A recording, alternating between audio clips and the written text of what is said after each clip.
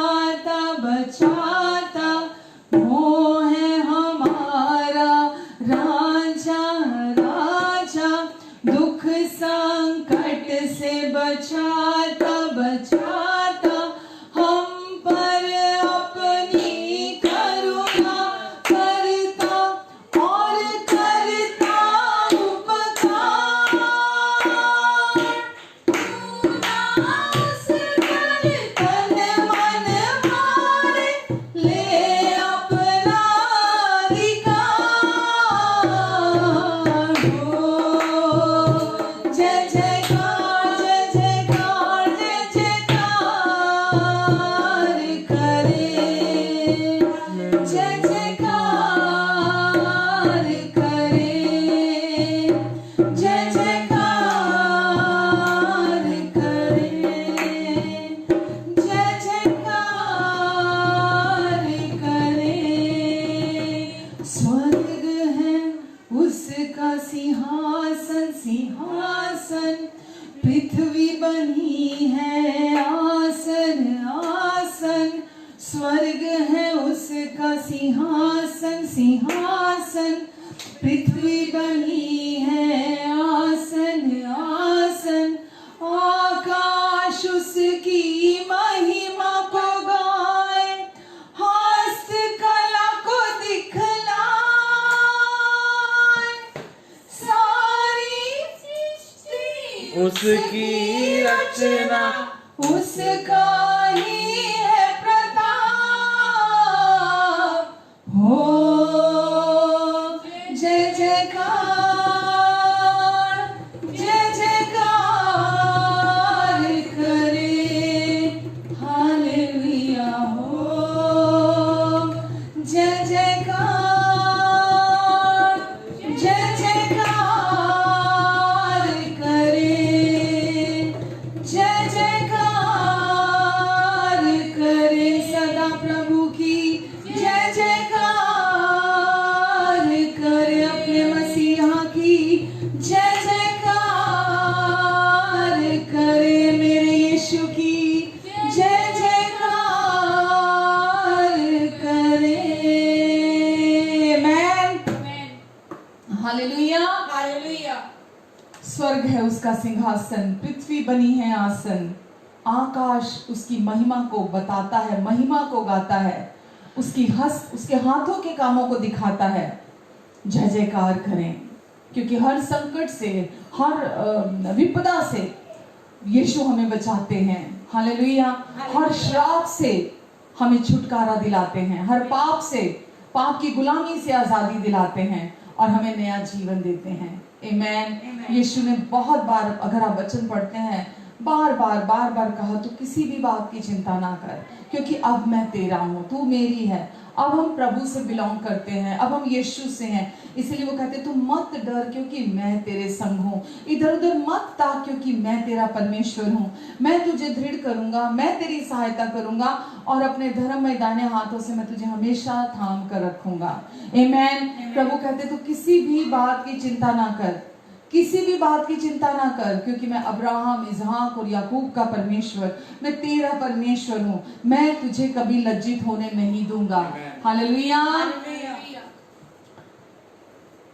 करता हूँ मैं तेरी चिंता, तू क्यों चिंता करता है।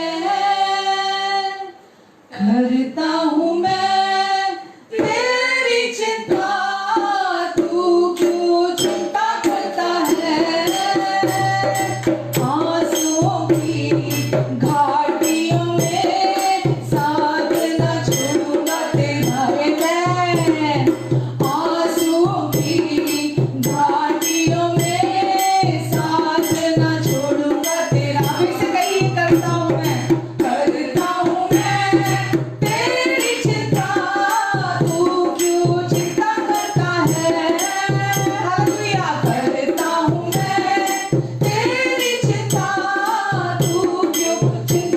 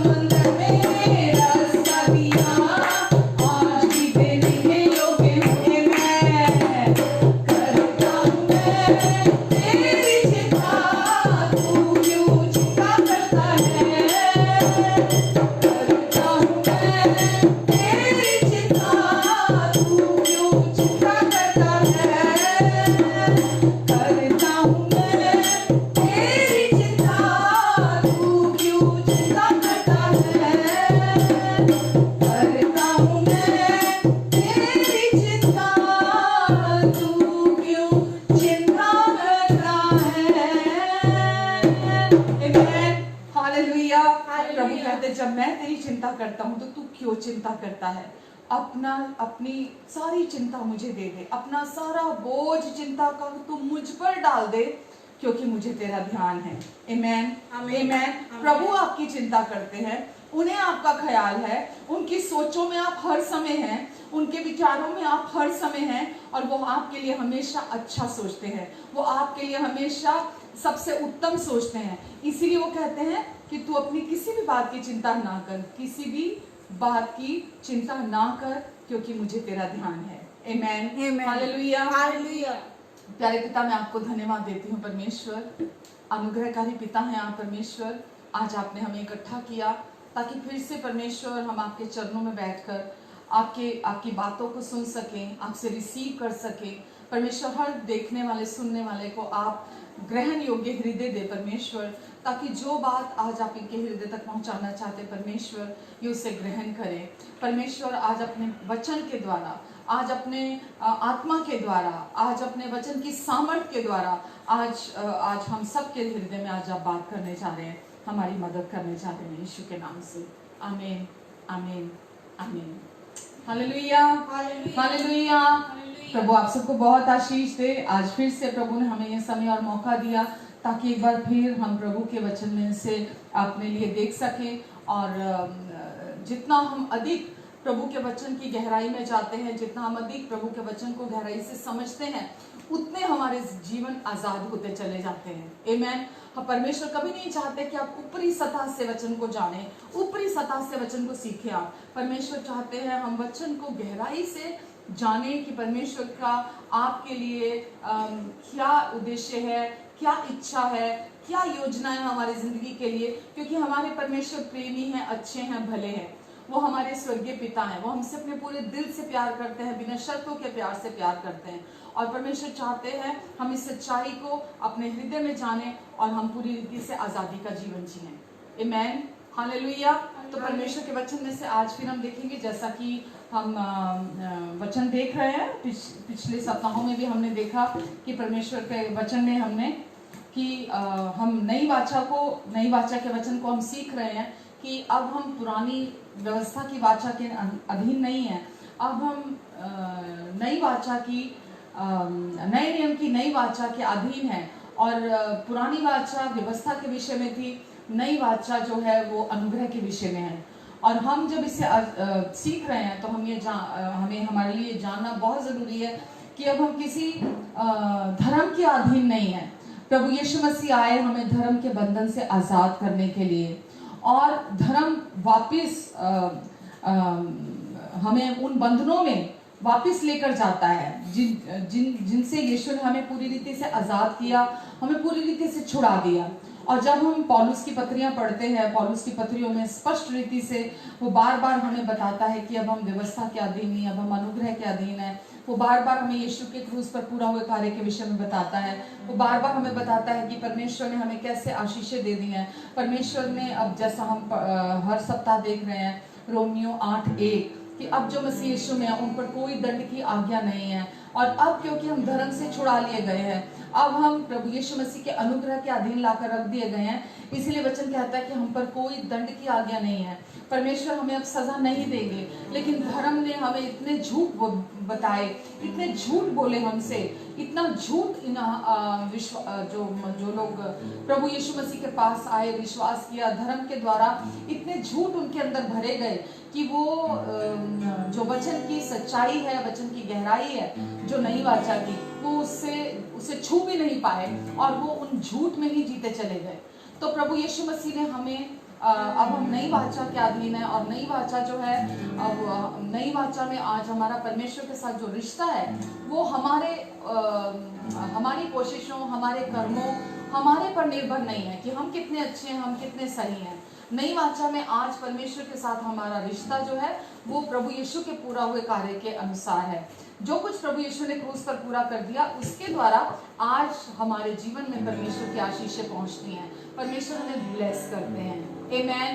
तो आज हमें इस सच्चाई में आराम करना है कि प्रभु यीशु मसीह ने पहले ही मेरे लिए सब काम क्रूस पर पूरा कर दिया, और अब मुझे उन चीज़ों के पीछे भागने की ज़रूरत नहीं है, मुझे उसके लिए कोई कोशिशें करने की ज़रूरत नहीं है, क्योंकि प्रभु यीशु मसीह ने मेरे लिए सब पूरा कर दिया।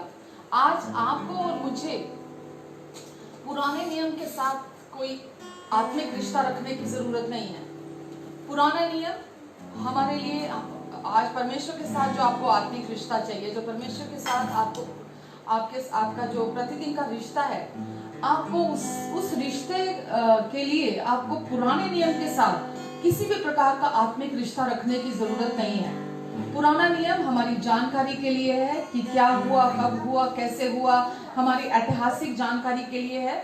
और परमेश्वर चाहते हैं कि हम नई वाचा की सच्चाई के द्वारा, प्रभु यीशु मसीह के क्रूस पर पूरा हुए कार्य के द्वारा हम पुरानी वाचा को, पुराने नियम को भी देखें। हालेलुया। और पुरानी वाचा जब मैं बोलती हूँ, व्यवस्था जब मैं बोलती हूँ, तो वो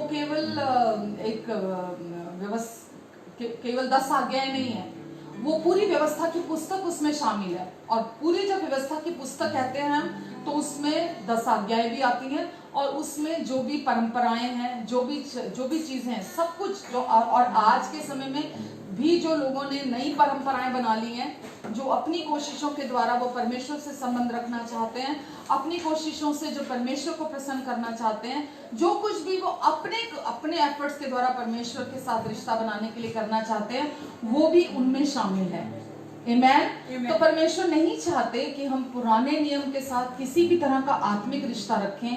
परमेश्वर चाहते हैं अब हमारा जीवन मसीह में है, और अब हम अपना रिश्ता प्रभु यीशु मसीह के द्वारा परमेश्वर के साथ बनाएं। आमेन। अगर हम धर्म के द्वारा परमेश्वर के साथ रिश्ता रखते हैं, अगर हम केवल धर्म को ही जानते हैं, और अगर हम आज रिश्ते को नहीं जानते हैं, अगर मैं अपनी बात कहूँ तो मुझे प्रभु यीशु मसीह ने धर्म से छुड़ाया, मुझे धर्म से आज़ाद किया। आज मैं किसी धर्म के अधीन नहीं हूँ, आज मैं किसी नियम के नीचे बंधी हुई नहीं हूँ। आज मैं पूरी रीति से प्रभु यीशु मसीह के द्वारा, उनके क्रूस पर पूरा हुए कार्य के द्वारा मैं छुड़ा ली गई हूँ, मैं आज़ाद कर ली गई हूँ। लेकिन अगर अभी भी आज आप धर्म का सहारा लेते हैं, तो धर्म आपके जीवन से वो सब चुरा के ले जा सकता है जो प्रभु यीशु मसीह ने आपको क्रूस पर उपलब्ध करा दिया है। धर्म आपकी किसी रीति से मदद नहीं करता, सहायता नहीं करता। उल्टा धर्म, केवल धर्म के अनुसार चलना, किसी भी रिलीजन को फॉलो करना, आपके जीवन से सब कुछ को चुरा के ले जाता है। और लोग क्योंकि इस सच्चाई को जानते नहीं है और ना जानने की वजह से वो उसके बंधन में बंधे रह जाते हैं। तो आज जो हम बात कर रहे हैं कि प्रभु यीशु मसीह ने हमें सब कुछ प्रोवाइड करा दिया, पहले सब कुछ दे दिया, लेकिन धर्म आज भी कहता है कि आपको अभी भी जो यीशु ने पूरा कर दिया है अब आपको उसे अपने जीवन में पाने के लिए आपको कीमत अभी भी चुकाने की जरूरत है। अभी भी आपको उसके लिए कुछ करने की जरूरत है जो प्रभु यीशु मसीह क्रूस पर दे के चले गए, पूरा करके चले गए। जब कभी भी आप ये बात सुनते हैं कि आपको अभी भी जो कुछ यीशु ने आपके लिए पूरा कर दिया, आपका उद्धार, आपकी चंगाई, आपकी हर एक आशीष जो भी आपके जीवन में है, सफलता, संपन्नता जो भी आपके जीवन में है, वो सब कुछ को आपको अपने जीवन में पाने के लिए आपको कुछ कीमत चुकानी पड़ेगी। तो इसका अर्थ है कि आप रिलेशनशिप में नहीं है परमेश्वर के साथ, उस रिश्ते में नहीं है जो नई वाचा के द्वारा है। इसका अर्थ ये है कि आप अभी भी पुराने नियम की, पुरानी वाचा के अनुसार परमेश्वर के साथ संबंध बनाने की कोशिश कर रहे हैं, जबकि प्रभु यीशु मसीह आए थे हमें उस पुरानी वाचा से छुड़ाकर नई वाचा में स्थापित करने के लिए। हालेलुया। तो आज हम देखना चाहेंगे कि परमेश्वर इच्छा रखते हैं कि हम आज परमेश्वर को अपने प्रेमी पिता के तौर पर जानें और वास्तव में वो हमें कितना प्यार करते हैं और उन्होंने हमारे लिए क्या कर दिया, हम उन सच्चाइयों को अपने जीवन में रिसीव करें। आमेन। लैटिन भाषा में अगर आप धर्म शब्द को देखते हैं तो लैटिन भाषा में धर्म शब्द का अर्थ है बंधुआई की ओर वापस लौटना। बंधुआई की ओर वापस लौटना रिलीजन का लैटिन भाषा में है कि बंधुआई की ओर वापस लौट जाना। तो जब यीशु ने हमें आजाद कर दिया और जो कुछ यीशु ने हमारे लिए क्रूस पर पूरा कर दिया, हम उस पूरा हुए कार्य को छोड़कर हम वापस जब धर्म की ओर जाते हैं, जब वापस रिलीजन की ओर जाते हैं, यानी कि हम वापस अपनी कोशिशों से परमेश्वर को प्रसन्न करने की, परमेश्वर की आशीषें कमाने की, परमेश्वर की एक्सेप्टेंस कमाने की, परमेश्वर का प्यार पाने की, परमेश्वर की का अप्रूवल पाने की, अपने आप को पवित्र बनाने की, धर्मी बनाने की, अच्छा बनाने की जब हम कोशिशें करते हैं तो ये वापस बंधुआई में लौट कर जाना है। हालेलुया। तो प्रभु यीशु परमेश्वर चाहते हैं कि हम इंसान की बनाए हुए जो भी नियम हैं, परंपराएं हैं, हम उनकी ओर वापस ना लौट कर जाएं।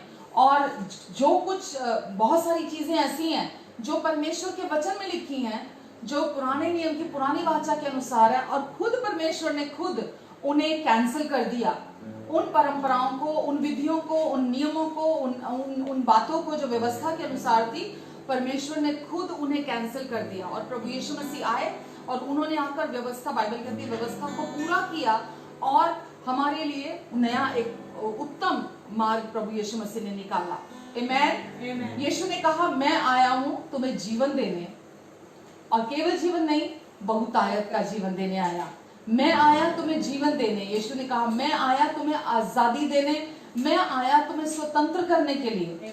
और वचन कहता है गलातियों 5:1 में, मसीह ने स्वतंत्रता के लिए हमें स्वतंत्र किया है। मसीह ने स्वतंत्रता के लिए हमें स्वतंत्र किया, इसीलिए उसी में स्थिर बने रहो।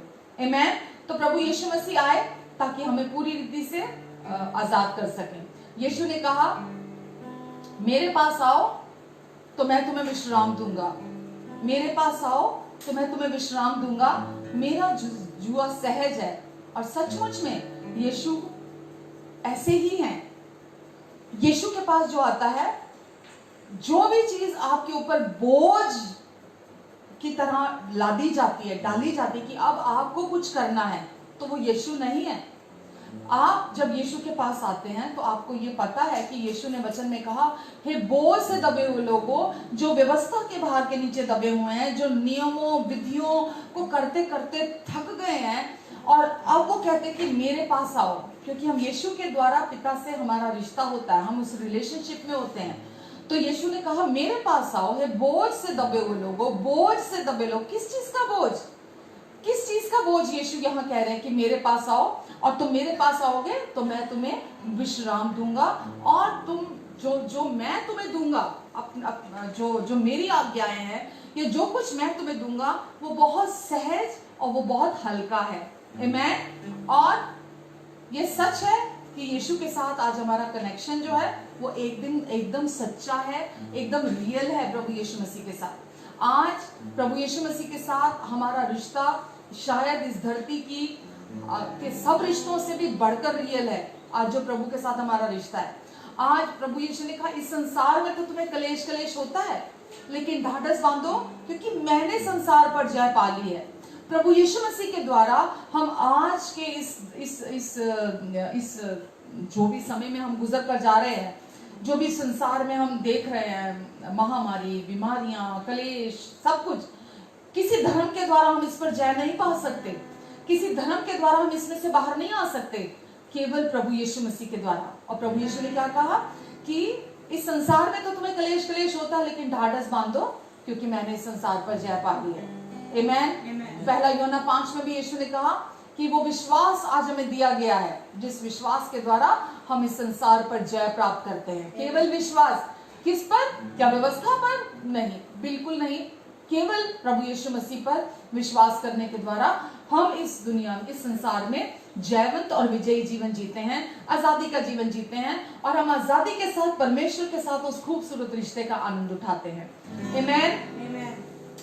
इसलिए लोग बोलते हैं कि अगर आपको परमेश्वर से रिश्ता बनाना है तो आपको उसके लिए कोई तो धर्म चाहिए, कोई तो गुरु चाहिए, कोई तो आपको चाहिए जिसके द्वारा आप परमेश्वर के साथ रिश्ता बना सको। लेकिन मैं आज आपको ये बताना चाहती हूँ कि परमेश्वर के साथ रिश्ता बनाने के लिए आपको किसी धर्म की जरूरत नहीं है, क्योंकि परमेश्वर का कोई धर्म नहीं है, परमेश्वर ने कोई धर्म नहीं बनाया, परमेश्वर का कोई धर्म नहीं है। और परमेश्वर धर्म कहता है कि आपको परमेश्वर के साथ रिश्ता बनाने के लिए आपको व्यवस्था का पालन करना पड़ेगा, या व्यवस्था के साथ आपको अनुग्रह, व्यवस्था का पालन करोगे तो अनुग्रह मिलेगा। धर्म हमें ये सिखाता है, धर्म हमें ऐसा कहता है, लेकिन परमेश्वर का वचन हमें कहता है कि अब क्योंकि हमारा जीवन मसीह में है, इसलिए अब हम व्यवस्था के लिए मर चुके हैं और अब हम अनुग्रह के अधीन है। अब हम व्यवस्था के लिए मर गए हैं। वचन में जब हम देखते हैं, अब हम व्यवस्था के लिए, रोमियो 7 कहता है हम व्यवस्था के लिए मर चुके हैं। लेकिन धर्म हमें क्या बोलता है कि अभी हमें व्यवस्था और अनुग्रह को संतुलन में रखना है, हमें इसका बैलेंस बनाकर रखना है। जब भी आप, जो लोग स्वधर्म का पालन करते हैं, किसी भी धर्म को मानते हैं, चाहे वो क्रिश्चियनिटी क्यों ना हो, अगर उसको धर्म की तरह उसका अनुसरण करते हैं तो वो यही कहते हैं कि आपको व्यवस्था और अनुग्रह का संतुलन बनाकर रखना पड़ेगा। जबकि परमेश्वर का वचन कहता है कि तुम व्यवस्था के लिए मर गए हो, मर चुके हो, और अब तुम अनुग्रह के अधीन हो। अब जिस युग में हम चल रहे हैं ये अनुग्रह का युग है। प्रभु यीशु मसीह ने जो नई वाचा हमारे लिए स्थापित की, हमें दी, हमें अनुग्रह की वाचा दी, और हम अनुग्रह के युग में चल रहे हैं। अब हम व्यवस्था के अधीन नहीं, अब हम अनुग्रह के अधीन हैं। हम किसी भी धर्म के अधीन नहीं है, अब हम परमेश्वर के प्रेम, शांति और अनुग्रह की वाचा के अधीन है, आजादी की वाचा के अधीन है। Hallelujah, hallelujah. जब हम परमेश्वर के वचन को देखते हैं तो परमेश्वर के वचन का एक स्तर है, एक स्टैंडर्ड है। वचन में लिखा है कि जब आप व्यवस्था को भी देखते हैं, व्यवस्था का एक बहुत ऊंचा स्तर है। व्यवस्था जो है वो सिद्ध है और वो सिद्धता की मांग करती है। व्यवस्था पवित्र है, व्यवस्था सिद्ध है। और रोमियो 7:12 में जैसे अभी मैंने कहा, व्यवस्था वहां लिखा पवित्र है और सिद्ध है। व्यवस्था में कोई दोष नहीं है, व्यवस्था में कोई कमी नहीं है। और परमेश्वर ने व्यवस्था हमें एक समय काल तक के लिए दी थी, तब तक के लिए जब तक कि विश्वास ना आ जाए। विश्वास के ना आने तक व्यवस्था के द्वारा जो लोग अन्य जाति हैं वो कभी भी व्यवस्था के अधीन नहीं थे। अन्य जाति कोई भी व्यवस्था के अधीन कभी भी नहीं थे, क्योंकि व्यवस्था अन्य जातियों को नहीं दी गई थी। व्यवस्था किसको दी गई थी? यहूदी लोगों को दी गई थी। आप और मैं, हम जो अन्य जाति से हैं, व्यवस्था हमारे लिए थी ही नहीं, हमें दी ही नहीं गई थी। तो वचन में लिखा, रोमियो 7 में हमने पढ़ा जैसे व्यवस्था पवित्र और सिद्ध है। अब अगर आप किसी, ये उदाहरण मैंने कहीं पढ़ा कि अगर आप किसी यूनिवर्सिटी में एडमिशन लेते हैं और आप वहां पर जब एडमिशन लेते हैं तो वहां आपको कहा जाए, अगर क्लास में पहले ही दिन में कि अब यहाँ जब आप वहां पर वो उनका सिलेबस पढ़ते हैं और सिलेबस पढ़ते ही आपको कहा जाता है कि आप इसके अनुसार, इस सिलेबस के अनुसार जो ग्रेड आपको मिलेंगे वो दो ही तरह के होंगे। या तो आपको 100 मार्क्स लेके आने होंगे, और अगर 100 नहीं लेके आए तो आपके लिए वो 0 ही काउंट किया जाएगा। तो आपको कैसा लगेगा कि अगर आपने 100 का स्कोर नहीं किया तो आप उस सेमेस्टर में आपको 0 मिलेगा। तो आप क्या उस यूनिवर्सिटी में बने रहेंगे? क्या आप उस यूनिवर्सिटी में दाखिला रखेंगे? आप बोलेंगे कि मैं इस यूनिवर्सिटी में क्यों हूं, क्योंकि अगर मैंने 99 स्कोर किया तो वो 0 ही गिना जाएगा। तो आप कोई दूसरी यूनिवर्सिटी ढूंढेंगे, आप उस यूनिवर्सिटी में नहीं रहेंगे, आप वहां नहीं रहेंगे। क्यों? क्योंकि अगर आपने 99 स्कोर किया, एक भी गलत हुआ तो आपका 0 स्कोर होगा। समझ पा रहे हैं आप? तो ऐसे ही वचन हमें बताता है कि व्यवस्था का जो स्तर है वो सिद्ध है और असंभव है। स्थिर वो जो स्तर है उसे कोई भी पूरा नहीं कर सकता। क्यों? क्योंकि व्यवस्था सिद्धता की डिमांड करती है, व्यवस्था सिद्धता को मांगती है, और कोई भी व्यक्ति व्यवस्था की लिखी हुई बातों को सिद्धता से पूरा नहीं कर सकता। आमेन। क्योंकि अगर व्यवस्था पूरा सब कुछ कर लेती तो यीशु मसीह को आने की जरूरत नहीं थी, प्रभु यीशु मसीह ना आते। क्योंकि अगर व्यवस्था ही अपने आप में काफी होती और लोग उसका पालन करने के द्वारा अगर परमेश्वर से रिश्ता बना सकते तो फिर प्रभु यीशु मसीह को आने की आवश्यकता नहीं थी। पर क्योंकि व्यवस्था सिद्धता की मांग करती है और मनुष्य कमजोर है, निर्बल है, और वो निर्बल होने की वजह से परमेश्वर के उस स्तर को तक पहुंच नहीं सकता, इसीलिए परमेश्वर ने हमें अपनी नई वाचा दी। याकूब 2:10 में भी हमने पढ़ा कि कोई भी व्यक्ति अगर पूरी व्यवस्था का पालन करता है, लेकिन अगर यदि एक भी आज्ञा से चूक जाता है, एक भी, तो वो बाकी सारी का दोषी ठहरेगा। अगर कोई व्यक्ति सारी व्यवस्था का पालन करता है परंतु एक से चूक जाता है तो वो बाकी सारी का भी दोषी ठहरेगा। हालेलुया। तो अगर आपने एक भी पाप किया, एक भी गलती की, तो अगर आपने झूठ बोला तो आप पर व्यभिचार करने का, आप पर हत्या करने का, आप पर चोरी करने का, आप पर सारी चीजों का दोष आप पर सब आपका, यानी कि अगर आपने व्यवस्था में से एक व्यवस्था भी तोड़ी तो आपको 0 मिलेगा। जैसा अभी मैंने पहले उदाहरण दिया आपको। तो आप व्यवस्था का पालन करके व्यवस्था का पालन, आप उस स्तर को जो परमेश्वर का, आप उसे सिद्धता से पालन नहीं कर सकते आप उसका। हालेलुया। गलातियों 3:10 अगर हम देखते हैं तो उसमें भी लिखा है, इसलिए जितने लोग व्यवस्था के कामों पर भरोसा रखते हैं, जितने लोग व्यवस्था के कामों पर भरोसा रखते हैं, वह सब श्राप के अधीन हैं। अगर आज आप व्यवस्था के कामों पर भरोसा रखते हैं तो वचन आपको कह रहा है कि आप श्राप के अधीन हैं। क्योंकि लिखा है पुराने नियम में, ये जो कोई व्यवस्था की पुस्तक में लिखी हुई सब बातों के करने में स्थिर नहीं रहता। अगर आप प्रतिदिन हर दिन हर आज्ञा को पूरा करने में स्थिर नहीं रहते तो वो व्यक्ति शापित है।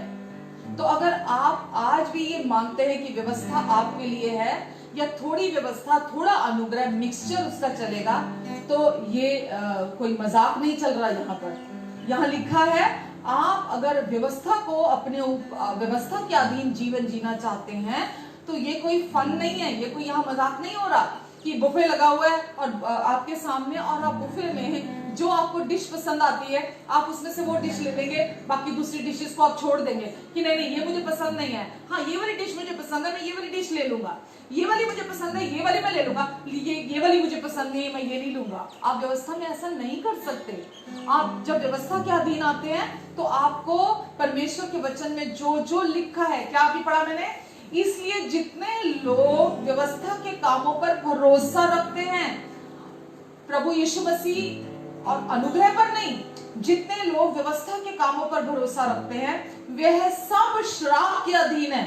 वो अपने आप को श्राप के अधीन ले आते हैं। और क्योंकि लिखा है कि जो कोई व्यवस्था की पुस्तक में लिखी हुई सब बातों, जो कुछ भी व्यवस्था की पुस्तक में लिखा है, चाहे वो 10 आज्ञाएं हैं, विधियां हैं, नियम हैं, परंपराएं हैं, जो कुछ भी वहां लिखा है, अगर आप सारी की सारी 100 की 100 नहीं करते हैं तो आप अपने आप को श्राप के अधीन रखते हैं। हालेलुया। हालेलुया।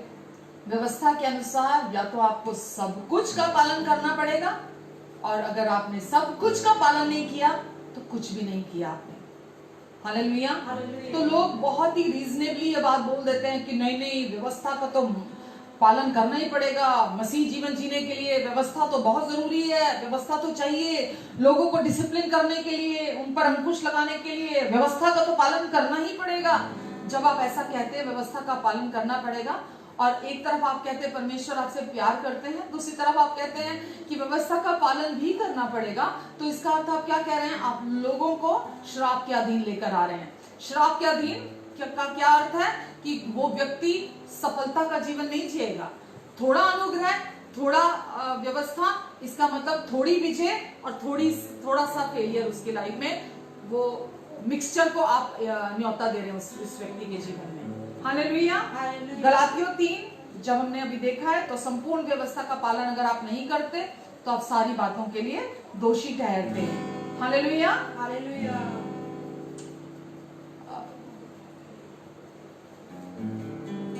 जब भी हमें किसी चीज के लिए रोक लगाई जाती है तो वो चीज हमारे जीवन में और भी ज्यादा फोर्स के साथ आती है। हम उस चीज को, जैसा हमने पहले शायद कभी नहीं किया होता, हम उस चीज को, जिस चीज के लिए रोका जाता है हमें, हम उस चीज को पहले से ज्यादा करते हैं जब हमें रुकावट पैदा होती है। हमारे इंडिया में ही कई स्टेट्स में शराब की पाबंदी लगी, और जब शराब की पाबंदी लगी, बॉर्डर क्रॉस करके लोग दूसरी जगहों पर गए, ब्लैक में उन्होंने चीजें ली, स्मगलिंग उसकी हुई, और जो अल्कोहल थी उसकी सेल्स कम नहीं हुई, उसकी जो बिक्री थी वो कम नहीं हुई, वो अल्कोहल की सेल पहले से भी बढ़कर हुई। क्योंकि जिस चीज की रोक लगती है, अभी भी हमने देखा, अभी भी इस लॉकडाउन के दौरान भी, जब तक वो नहीं थी तब तक लोग बहुत मुश्किलों से घरों में बैठे थे, लेकिन जैसे ही उसकी खुल होती है लोग भागते हैं उस चीज के लिए।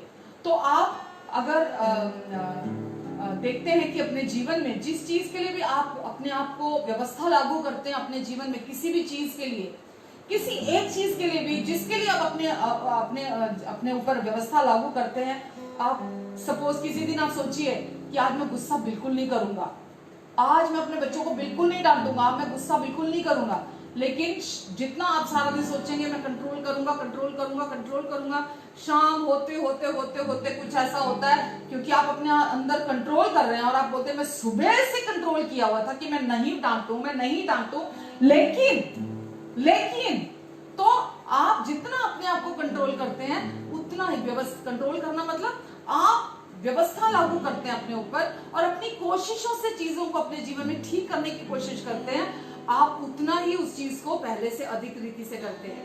हालेलुया। अगर मैंने एक एग्जांपल बहुत साल पहले भी सुना था कि कुछ बच्चे थे, वो किसी पार्क के सामने से, ग्रुप था बच्चों का, 10-15 लोगों बच्चों का, यंग बच्चे, तो वो किसी पार्क के सामने से मस्ती करते हुए, उछलते कूदते हुए जा रहे थे, और एक बहुत वो जो पार्क था वो बहुत ब्यूटीफुल था, उसके अंदर बड़े सुंदर सुंदर फूल थे, बहुत ही ब्यूटीफुल वो पार्क बाहर से दिख रहा था। तो उस पार्क के बाहर से जब वो निकले तो बाहर खड़े होकर वो बोले कितना सुंदर पार्क है, कितना अच्छा मेंटेन किया हुआ है, वाह, देखकर मजा आ गया, कितना ही सुंदर है, कितने अच्छे फूल हैं, कितने अच्छे यहाँ फल भी लगे हुए हैं, सब कुछ कितना सुंदर है। और वो जब जा रहे थे, जाते जाते वो आगे बढ़ गए, आगे गए तो आगे एक और पार्क था, उस पार्क के बाहर जब वो पहुंचे तो वहां भी वैसे ही वो खूबसूरत पार्क था, लेकिन उस पार्क के बाहर एक बड़ा सा बोर्ड लगा था कि इस पार्क के अंदर प्रवेश नहीं करना है, इस पार्क में फूल नहीं तोड़ने हैं, इस पार्क में ये नहीं करना है, ऐसा नहीं करना है, वहां पे कुछ नियम लिखे हुए थे। और वो जवान बच्चों ने जब पढ़ा कि लिखा है ये नहीं करना है, ये नहीं करना है, और उन्हें शरारत सूझी और बोले अब तो जरूर जाएंगे इसके अंदर और जाकर इस फूल भी तोड़ेंगे और खराब भी करेंगे इसको, हम सब करेंगे इसके अंदर जाकर। तो उन्होंने उस पार्क के अंदर जाकर जो वो चाहते थे, जो लिखा था ये नहीं करना, उन्होंने वो करने की कोशिश की। तो क्यों? क्योंकि वहां पर एक नियम था, व्यवस्था लागू की गई थी कि ये नहीं करना है, और नहीं करना है पढ़कर उनको वही मस्ती सूझी और उन्होंने उस पार्क के अंदर प्रवेश करके उसे खराब किया। समझ पा रहे हैं? तो जहां व्यवस्था लागू होती है वहीं पर इंसान उस व्यवस्था को तोड़ता है। जैसा कि वचन में लिखा है कि व्यवस्था के अधीन पाप उत्तेजित होता है। जब आप व्यवस्था के अधीन होते हैं तो पाप आपके जीवन में उत्तेजित होता है, पाप को बल मिलता है आपके जीवन में जब आप व्यवस्था के अधीन होते हैं। लोग अनुग्रह और व्यवस्था का संतुलन हमेशा बनाकर रखना चाहते हैं, और लोगों को जब बुलाते हैं प्रभु यीशु मसीह के पास आने के लिए, तो वो लोगों को यही बोलते हैं कि अब आप यीशु के पास आए हैं, इसीलिए अब आपको अनुग्रह और व्यवस्था दोनों में बैलेंस बनाकर चलना होगा। परमेश्वर प्यार तो करते हैं, लेकिन परमेश्वर आपको प्यार करते हैं, आपसे खुश हैं, लेकिन किंतु परंतु अगर मगर वो सब इसमें लगा देते हैं कि देखो देखो वचन में लिखा है, अगर तुमने ये किया। वो वचन से दिखा कर लोगों को बोलते हैं, बाइबल से दिखा कर बोलते हैं, पर क्योंकि अभी तक उन्हें खुद भी ये नहीं ज्ञात है कि प्रभु यीशु मसीह के मारे जाने, गाड़े जाने और जी उठने में क्या खूबसूरत काम हुआ है। वो खुद ये नहीं जानते कि प्रभु यीशु मसीह ने उस पुरानी वाचा को पूरी तरह से पूरा किया, जो पुरानी व्यवस्था की थी, और प्रभु यीशु मसीह ने नई वाचा स्थापित कर दी उसके स्थान पर। तो इसीलिए वो जब बाइबल दिखाते हैं तो बाइबल दिखा कर, उदाहरण दे देकर लोगों को बोलते हैं कि ठीक है, आपने ये तो किया, परमेश्वर प्यार तो करते हैं, लेकिन अभी आपको ये सब लिस्ट है, अभी आपको ये सब करने की जरूरत है। अगर आपने बपतिस्मा नहीं लिया तो आपके साथ ऐसा होगा, अगर आपने टाइट नहीं दिया तो आपके साथ ऐसा होगा, अगर आपने ये नहीं किया तो आपके साथ ऐसा, अगर आपने प्रतिदिन इतने घंटे प्रार्थना नहीं की तो आपके साथ, परमेश्वर के साथ आपका रिश्ता नहीं होगा। तो आपको ये करना पड़ेगा, वो करना पड़ेगा। परमेश्वर के साथ रिश्ता बनाने के लिए पवित्र आत्मा आपको छोड़कर चले जाएंगे। अगर आपने पाप किया, अगर आपने अनाज्ञाकारिता की, तो परमेश्वर के साथ आप रिश्ता नहीं बना पाएंगे। आपको बहुत दिनों तक रिपेंट करना पड़ेगा, आपको रो कर, विलाप करके, आंसू बहा कर परमेश्वर के सामने विनतियां करनी पड़ेगी, आपको परमेश्वर से भीख मांगनी पड़ेगी माफी की, वगैरह वगैरह वगैरह वगैरह। जबकि हम उस पुरानी वाचा, उस व्यवस्था के अधीन अब नहीं है, फिर भी लोगों को उसके अधीन लाया जाता है और लोगों को कहा जाता है कि आपको व्यवस्था और अनुग्रह दोनों के बीच में संतुलन बनाकर चलना पड़ेगा। Hallelujah, hallelujah. रोमियो 5:20, जो मैंने भी कहा, व्यवस्था पाप को उकसाती है, उत्तेजित करती है। जब आप व्यवस्था के अधीन अपने आप को रखते हैं या लोगों को आप आमंत्रण देते हैं कि आपको व्यवस्था और अनुग्रह दोनों का पालन करना पड़ेगा, तो वचन कहता है व्यवस्था पाप को उकसाता है, व्यवस्था के द्वारा अपराध बढ़ता है, व्यवस्था के द्वारा अपराध बढ़ता है। तो जब आप लोगों को ऐसा कहते हैं तो व्यवस्था अपराध को उनके जीवन में बढ़ा रही है। हालेलुया। लेकिन अगर हम तीतुस 2:11 देखते हैं, वहां लिखा है परमेश्वर का अनुग्रह हमें अभक्ति का इनकार करना सिखाता है। परमेश्वर का अनुग्रह हमें अभक्ति का, जो भी चीजें हमारे जीवन में परमेश्वर के इच्छा के अनुसार नहीं है, परमेश्वर का अनुग्रह हमारे अंदर काम करता है, हमारी इच्छा में काम करता है, हमारे जीवन में हमारे अंदर नई इच्छाएं डालता है, हमारे अंदर उन पुरानी अभिलाषाओं को, पुरानी इच्छाओं को मिटा देता है, खत्म कर देता है, और हमें नई इच्छा देता है परमेश्वर का अनुग्रह, और हमें अभक्ति का इनकार करना सिखाता है। हालेलुया। रोमियो 7:5 अगर हम देखते हैं, रोमियो 7:5, क्योंकि जब हम शारीरिक थे तो पापों की अभिलाषाएं जो व्यवस्था के द्वारा थी, मृत्यु का फल उत्पन्न करने के लिए हमारे अंगों में काम करती थी। क्योंकि जब हम शारीरिक थे तो पापों की अभिलाषाएं जो व्यवस्था के द्वारा थी, क्योंकि जब हम शारीरिक थे, पवित्र आत्मा से नहीं भरे थे, हमारा नया जन्म नहीं हुआ था प्रभु यीशु मसीह में, हम परमेश्वर के राज्य में, परमेश्वर का राज्य हमारे हृदय के अंदर नहीं आया था। लिखा है जब हम शारीरिक थे, तो पापों की अभिलाषाएं जो व्यवस्था के द्वारा थी मृत्यु का फल उत्पन्न करने के लिए हमारे अंगों में काम करती थी। तो अगर इसको उल्टा पढ़ते हैं तो क्या है, हमारे अंगों में पापों की अभिलाषाएं व्यवस्था के द्वारा काम करती थी। तो व्यवस्था का पालन लोगों को पाप से मुक्ति, पाप से आजादी नहीं देता। आप अगर लोगों को अभी भी यही कहते रहेंगे कि अभी भी तुम्हें व्यवस्था और अनुग्रह दोनों का मिक्सचर रख के चलना पड़ेगा, केवल अनुग्रह अनुग्रह अनुग्रह अनुग्रह अनुग्रह नहीं चलेगा, अब तुम्हें व्यवस्था और अनुग्रह दोनों के अधीन चलना पड़ेगा, दोनों को ही मानना पड़ेगा, दोनों के अनुसार चलना पड़ेगा, तुमको अपना जीवन चलाना पड़ेगा। पर अभी हमने क्या पढ़ा, पापों की अभिलाषा व्यवस्था के अनुसार, व्यवस्था के अधीन थे जब हम, उसके व्यवस्था के द्वारा थी, और वो मृत्यु का फल उत्पन्न करने के लिए हमारे अंगों में काम करती थी। तो पापों की व्यवस्था के द्वारा पापों की अभिलाषाएं मृत्यु का फल उत्पन्न करने के लिए हमारे अंगों में काम करती थी। तो हम लोगों को ये नहीं कहेंगे कि मसीह जीवन जीने के लिए आपको व्यवस्था का पालन करना पड़ेगा। अब आप मसीह में आ गए हैं, व्यवस्था का पालन आपको करना पड़ेगा। ठीक है, अनुग्रह तो नीचे है पर व्यवस्था बहुत ऊंची है, व्यवस्था ऊपर है, और अब आपको व्यवस्था का पालन करना पड़ेगा। सोचिए, मेरे घर की छत अगर ये सपोज 10 फीट की है, ऊंचाई में है, और मैं कितना भी जोर से कूदूं, क्या मैं उस छत को छू सकती हूँ? क्या मैं उस छत तक पहुंच सकती हूँ? कभी भी नहीं। मैं कितनी भी छलांगे मारने की कोशिश करूं अपने ओन पर, मैं कितना भी ट्राई करूं, लेकिन मैं उस छत को नहीं छू सकती हूँ। व्यवस्था भी बिल्कुल, परमेश्वर का स्तर इतना ऊंचा है, पर वो परफेक्ट है, वो सिद्ध है कि कोई भी व्यक्ति कितना भी ट्राई कर ले, कितना भी कोशिश कर ले, परमेश्वर की व्यवस्था के स्तर को पूरा नहीं कर सकता। इसीलिए आज हम कोशिश नहीं करते कि हम अपने कोशिशों से अपने इस मसीह जीवन का पालन करें, क्योंकि मसीह हम में रहकर हमारे द्वारा प्रभु यीशु मसीह अपना जीवन जीते हैं। आज मसीह जो परमेश्वर का स्तर है, जो इतना ऊंचा है, जो उनका परमेश्वर का स्टैंडर्ड इतना ऊंचा है, जो भी वचन में लिखा है, हम अपने, लोग बोलते हैं, बहुत बार मुझे लोगों ने बोला, ओ भाई मसीह जीवन जीना तो बहुत ही औखा है जी, मसीह जीवन जो कुछ वचन लिखा है जी बहुत औखा है जी, जो कुछ भी परमेश्वर का वचन कहता है जी वो तो बड़ा ही मुश्किल है जी, वो तो हो ही नहीं सकता। मैं उनके साथ बिल्कुल राजी होती हूँ कि बिल्कुल सही कह रहे हैं आप, जो कुछ लिखा है आप उसे अपनी सामर्थ्य से, अपनी पावर से नहीं कर सकते, कोई नहीं कर सकता। मेरे दोनों हाथ खड़े हैं, बिल्कुल मैं इस बात के लिए मानती हूँ कि मैं नहीं कर सकती। क्यों नहीं कर सकती? क्योंकि उसका स्तर बहुत ऊंचा है और उसका पालन हम अपनी कोशिशों से नहीं कर सकते।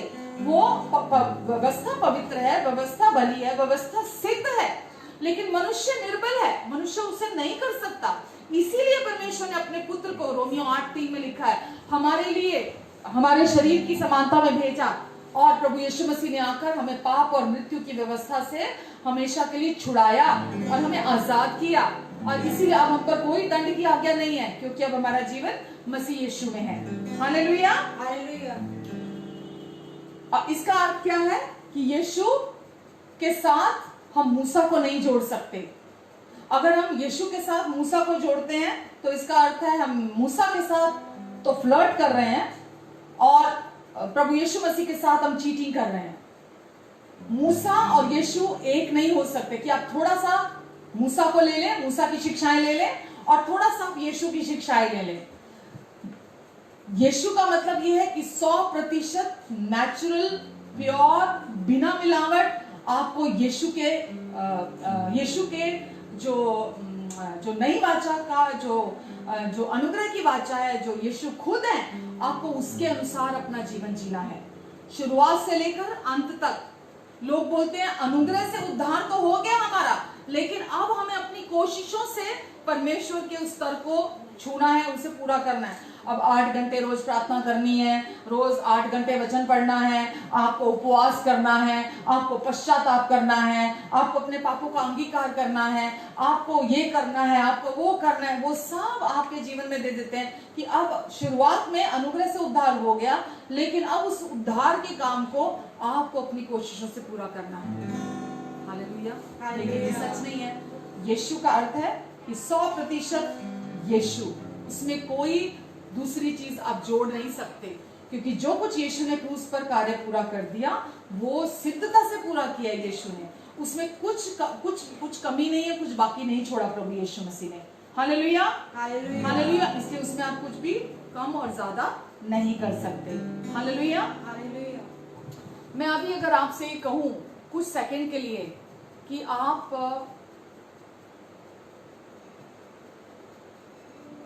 20 सेकंड के लिए आपको सफेद हाथी के बारे में नहीं सोचना।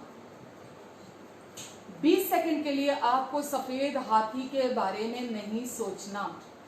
आपका समय शुरू होता है अब।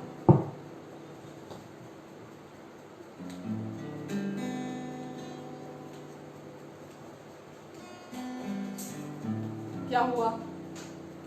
आपने सफेद हाथी के बारे में नहीं सोचा, सफल हो गए आप। मैंने आपसे कहा था सफेद हाथी के बारे में नहीं सोचना, एक ही व्यवस्था काफी है। जैसे ही मैंने आपसे कहा कि आपको सफेद हाथी के बारे में नहीं सोचना, क्या आप कामयाब हुए? क्या आप सफल हुए? केवल ये एक्सपीरियंस करने के लिए एक ही काफी है व्यवस्था, छोटा सा एक्सपीरियंस करने के लिए, कि जब आपसे कहा गया आपको नहीं सोचना उस सफेद हाथी के बारे में, अभी भी आपके दिमाग में वो सफेद हाथी चल रहा है, और हो सकता है, मुमकिन है, जब तक वचन चलेगा वो सफेद हाथी आपके दिमाग में घूमता रहेगा। हालेलुया। तो आपको संघर्ष करना पड़ता है उस चीज के लिए, जब आपको ये कहा जाता है आपको ये नहीं करना, क्योंकि जैसे ही व्यवस्था आती है कि तू ये ना करना, वो आपके अंदर पाप को बल देती है, पाप को अपने आप के अंदर बढ़ावा देती है, पाप को उत्तेजित करती है। क्योंकि व्यवस्था इसलिए नहीं दी गई थी कि आप अपनी कोशिशों से व्यवस्था को पूरा करें। व्यवस्था इसलिए दी गई थी ताकि व्यवस्था के द्वारा मनुष्य को ये पता चले कि उसके अंदर पाप का रोग है, पाप की बीमारी है उसके अंदर, जो आदम से आई थी, उसको मिली थी। और व्यवस्था के द्वारा पाप की पहचान हुई, क्योंकि बिना व्यवस्था लालच क्या है, चोरी क्या है, झूठ बोलना क्या है, कोई नहीं जानता था। लेकिन जब व्यवस्था आई तो मनुष्य को पता चला कि उसके अंदर पाप का रोग है, और परमेश्वर चाहते थे कि व्यवस्था जब आई, लोग उसे अपनी कोशिशों से पूरा ना करें, बल्कि वो ये जान जाएं कि मैं इसे नहीं कर सकता, मैं अपनी कोशिशों से झूठ बोलना बंद नहीं कर सकता, मैं अपनी कोशिशों से लालच करना बंद नहीं कर सकता, मैं अपनी कोशिशों से कोई भी जो भी व्यवस्था की बातें मैं उसे नहीं कर सकता। और लोग अपने उद्धारकर्ता को की ओर देखें, प्रभु यीशु मसीह की ओर देखें कि नहीं, परमेश्वर मुझे एक उद्धारकर्ता की जरूरत है, क्योंकि बिना उसके मैं व्यवस्था का पालन नहीं कर सकता। हालेलुया। तो व्यवस्था इसलिए नहीं दी गई कि हम व्यवस्था का अपनी कोशिशों से पालन करें, व्यवस्था इसलिए दी गई ताकि हमें ये एहसास हो कि हमें एक उद्धारकर्ता की जरूरत है हमारे लिए। Hallelujah, hallelujah. वचन कहता है व्यवस्था मारती है, व्यवस्था हमें मारती है, व्यवस्था के अधीन हमें बहुत संघर्ष करना पड़ता है। दूसरा कुरिन्थियों 3:6 में लिखा है व्यवस्था मारती है, लेकिन अनुग्रह के अधीन परमेश्वर ने हमें न्यू ब्रांड, एकदम कोरा नया मार्ग दिया है, जिस पर हमें चलना है। हमें व्यवस्था का सहारा लेने की जरूरत नहीं है। हालेलुया। अनुग्रह के अधीन पाप हम पर प्रभुता करता है। क्यों करता है? क्योंकि आप व्यवस्था के अधीन है। व्यवस्था के अधीन पाप हमारे ऊपर प्रभुता करता है। अनुग्रह के अधीन हमें पाप से पूरी रीति से आजादी मिलती है, हम पाप के अधीन नहीं रहते। Hallelujah, hallelujah. जब लोग बोलते हैं हर समय अनुग्रह अनुग्रह अनुग्रह अनुग्रह अनुग्रह की बात करते हैं, इतना अनुग्रह हर समय अनुग्रह, तो इसका मतलब क्या है? हमें कुछ नहीं करना, हर समय आप अनुग्रह अनुग्रह अनुग्रह की बात करते हैं। जब हम बहुत ज्यादा अनुग्रह की बात करते हैं तो हम बहुत ज्यादा यीशु की बात करते हैं, क्योंकि अनुग्रह यीशु है, यीशु ही अनुग्रह है। और जब आप बहुत ज्यादा अनुग्रह की बात करते हैं तो आप पाप पर विजय की बात करते हैं, कि पाप पर विजय प्राप्त होती है आपको अनुग्रह के द्वारा। जितना अनुग्रह अधिक होगा उतना पाप पर आपको विजय मिलेगी, क्योंकि व्यवस्था के अधीन पाप को बल मिलता है, पाप आपका प्रभु बना रहता है, लेकिन अनुग्रह के अधीन आप पाप पर उतना अधिक विजय प्राप्त करते हैं।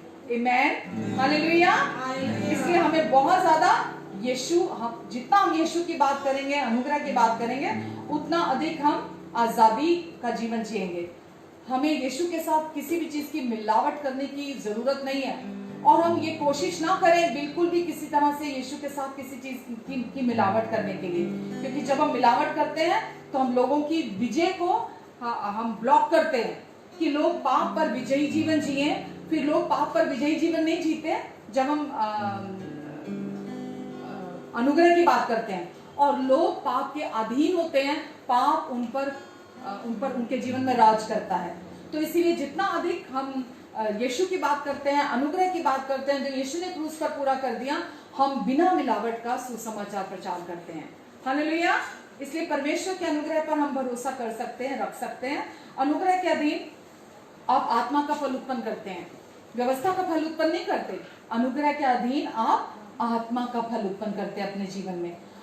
अगर आप अपने जीवन में आत्मा का फल देखना चाहते हैं तो व्यवस्था के अधीन पाप को बल मिलता है, व्यवस्था के अधीन आप आत्मा का फल उत्पन्न नहीं कर पाते हैं। लेकिन अनुग्रह के अधीन जब आप आते हैं तो आप आत्मा का फल उत्पन्न करते हैं, क्योंकि व्यवस्था के अधीन पाप फलता फूलता है। तो इस लोगों को हमें व्यवस्था का प्रचार करने की जरूरत नहीं है, हमें लोगों को अनुग्रह का प्रचार करने की जरूरत है। हालेलुया। फरीसी लोग अपने आप को बहुत आत्मिक समझते थे, और वो यीशु के सामने भी ऐसे गुरूर के साथ आते थे क्योंकि उन्हें व्यवस्था का बहुत ज्ञान था। और जब वो यीशु के पास आते थे और वो आकर यीशु के साथ यीशु को झूठा ठहराने की, यीशु को व्यवस्था सिखाने की कोशिश करते थे, लेकिन यीशु ने उन्हें दिखाया कि वो व्यवस्था का सिद्धता से पालन नहीं कर रहे हैं। बहुत अच्छे से यीशु ने उन्हें दिखाया, और यीशु ने उन्हें अपने आप को भी उन पर दिखाया कि यीशु ही वो है जिसने व्यवस्था दी, जिसने पत्थरों पर व्यवस्था लिखी थी।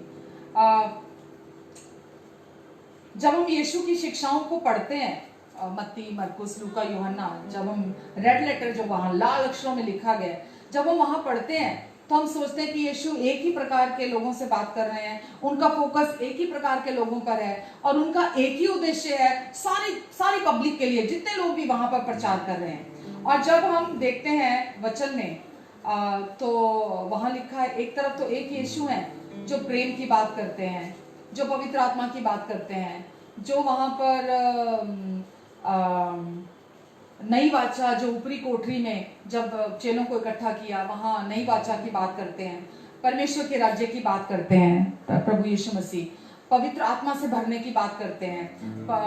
एक तरफ तो यही यीशु देखते हैं वचन में, और दूसरी तरफ हम देखते हैं कि वहां लिखा है, यीशु ने बोला कि यदि ये तो लिखा है व्यवस्था में कि तू व्यभिचार ना करना, लेकिन मैं तुझे बताता हूँ, यीशु सिर्फ वो जो लिखा था उसकी बात कर रहे थे, लेकिन यीशु उन्हें ये बता रहे थे फरीसियों को कि परमेश्वर का जो स्तर है वो कितना ऊंचा है। वो बता रहे थे, यीशु ने कहा कि ये तो लिखा है कि तू व्यभिचार ना करना, लेकिन अगर तूने किसी स्त्री पर बुरी दृष्टि डाली तो ये जान ले कि तूने उस स्त्री के साथ तूने व्यभिचार कर दिया। तो यीशु वहां पर उन्हें एक तरफ वो यीशु है और एक तरफ ये यीशु है। यीशु कहते अगर तेरी एक आंख तुझे भटकाए या तेरा एक हाथ तुझे भटकाए तो दूसरा भी काट दे। तलवार चलाने की बात वहां करते हैं यीशु वहां पर कहते हैं कि अगर तूने लिखा है कि तू अपने भाई को पर क्रोध मत करना, लेकिन मैं तुझे कहता हूं अगर तूने अपने भाई को मूर्ख कहा तो तू ये सोच ले कि तूने हत्या कर दी।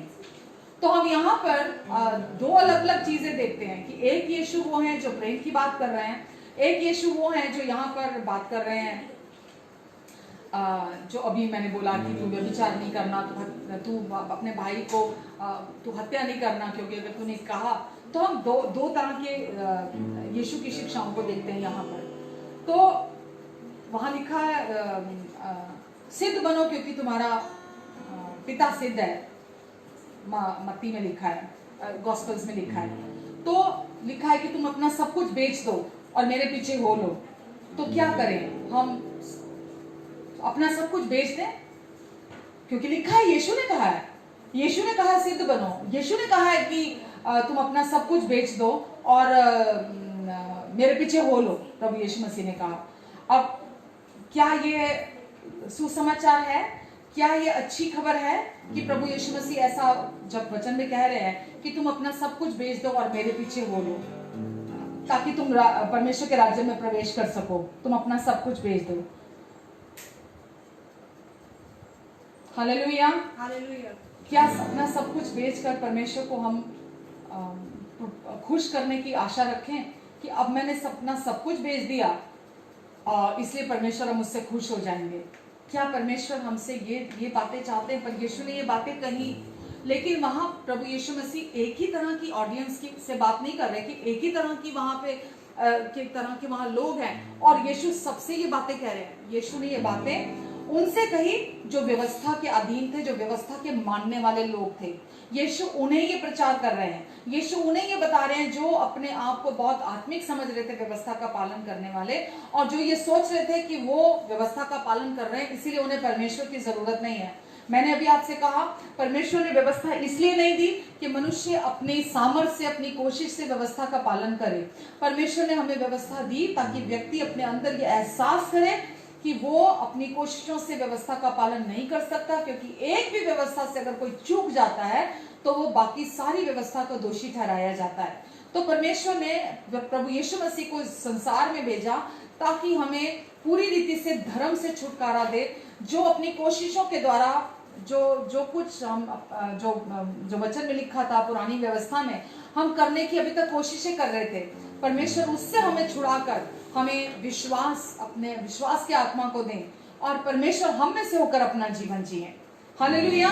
तो इसीलिए अब हम व्यवस्था के स्तर के अनुसार उसके अधीन नहीं, अब हम प्रभु यीशु मसीह के अनुग्रह के अधीन है और अब हम व्यवस्था के स्तर को अपनी कोशिशों से नहीं, क्योंकि यीशु के पास जब वो आते थे फरीसी लोग और जब वो बोलते थे आके प्रभु यीशु मसीह को, प्रभु यीशु मसीह जब उनको ये स्तर दिखाते थे, पागल हो जाते थे, परेशान होकर वो झुंझला कर वहां से भाग जाते थे, वहां से जाते थे और यीशु को मारने का बहाना ढूंढते थे। क्यों? क्योंकि ये जब यीशु उन्हें आईना दिखाते थे तो उनका अंदर उनको दोषी मानता था, ठहराता था। और वो एक जगह शायद मरकुस 10:17 में लिखा है, एक व्यक्ति आता है प्रभु यीशु मसीह के पास और उनको आकर बोलता है कि ये गुरु, मैं अनंत जीवन पाने के लिए मैं क्या करूं? प्रभु यीशु मसीह को वो आकर अपनी लिस्ट गिनाने लगता है। 10:17 में लिखा है, जब वे वहां से निकलकर मार्ग में जा रहा था तो एक मनुष्य उसके पास दौड़ता हुआ आया और उसके आगे घुटने टेककर उससे पूछा, हे उत्तम गुरु, अनंत जीवन का अधिकारी होने के लिए मैं क्या करूं? यीशु ने उससे कहा, तू मुझे उत्तम क्यों कहता है? कोई उत्तम नहीं, केवल एक, अर्थात परमेश्वर। तू आज्ञाओं को तो जानता है, हत्या ना करना, व्यभिचार ना करना, चोरी ना करना, झूठी गवाही ना देना, छल ना करना, अपने पिता और अपनी माता का आदर करना। उसने उससे कहा, हे गुरु, इन सब को मैं लड़कपन से मानता आया हूँ। यीशु ने उस पर दृष्टि करके उससे प्रेम किया और उससे कहा, तुझ में एक बात की घटी है। आमेन। यीशु ने क्या कहा? उसने सब गिना दिया। यीशु ने कहा, तुझ में अभी भी, जो भी व्यवस्था के ऊपर फूलते हुए, बोस्ट करते हुए यीशु के पास आते हैं, जब भी आए हैं, बाइबल में पढ़ेंगे, यीशु ने हमेशा कहा, तुझ में अभी भी एक बात की घटी है। जो व्यक्ति अपनी कोशिशें करता है, अपनी कोशिशों से परमेश्वर को प्रसन्न करने की कोशिश करता है, या अपने मेरिट पर परमेश्वर की आशीषों को कमाने की कोशिश करता है, अपने मेरिट पर परमेश्वर के साथ रिश्ता बनाने की कोशिश करता है, यीशु से ये बात कहते हैं कि तुझ में, ये तो सब करता है, लेकिन तुझ में अभी भी एक बात की घटी है। हालेलुया। एक बात की घटी है कि तू अपना सारा, और आगे से यीशु ने कहा, जा तू अपना धन सारा कंगालों को दे दे और मेरे पीछे हो ले। और लिखा है वो व्यक्ति वहां से उदास मुंह लेकर वहां से चला गया। हालेलुया। तो क्या था यहाँ, यीशु क्या क्या चाह रहे थे, यीशु का क्या मिशन था यहाँ पर, क्या वो दिखाना चाहते थे लोगों को? जो लोग व्यवस्था के अनुसार, व्यवस्था के अधीन रहकर अपने अपने जीवन को वो अनंत जीवन पाना चाहते थे या परमेश्वर के साथ रिश्ता रखना चाहते थे, यीशु उनकी आशा को पूरी तरह से मिटा देना चाहते थे कि उनकी आशा व्यवस्था पे ना लगी रहे। वो ये ना सोचे कि व्यवस्था के द्वारा उनका उद्धार होगा, व्यवस्था के द्वारा वो अनंत जीवन को पाएंगे।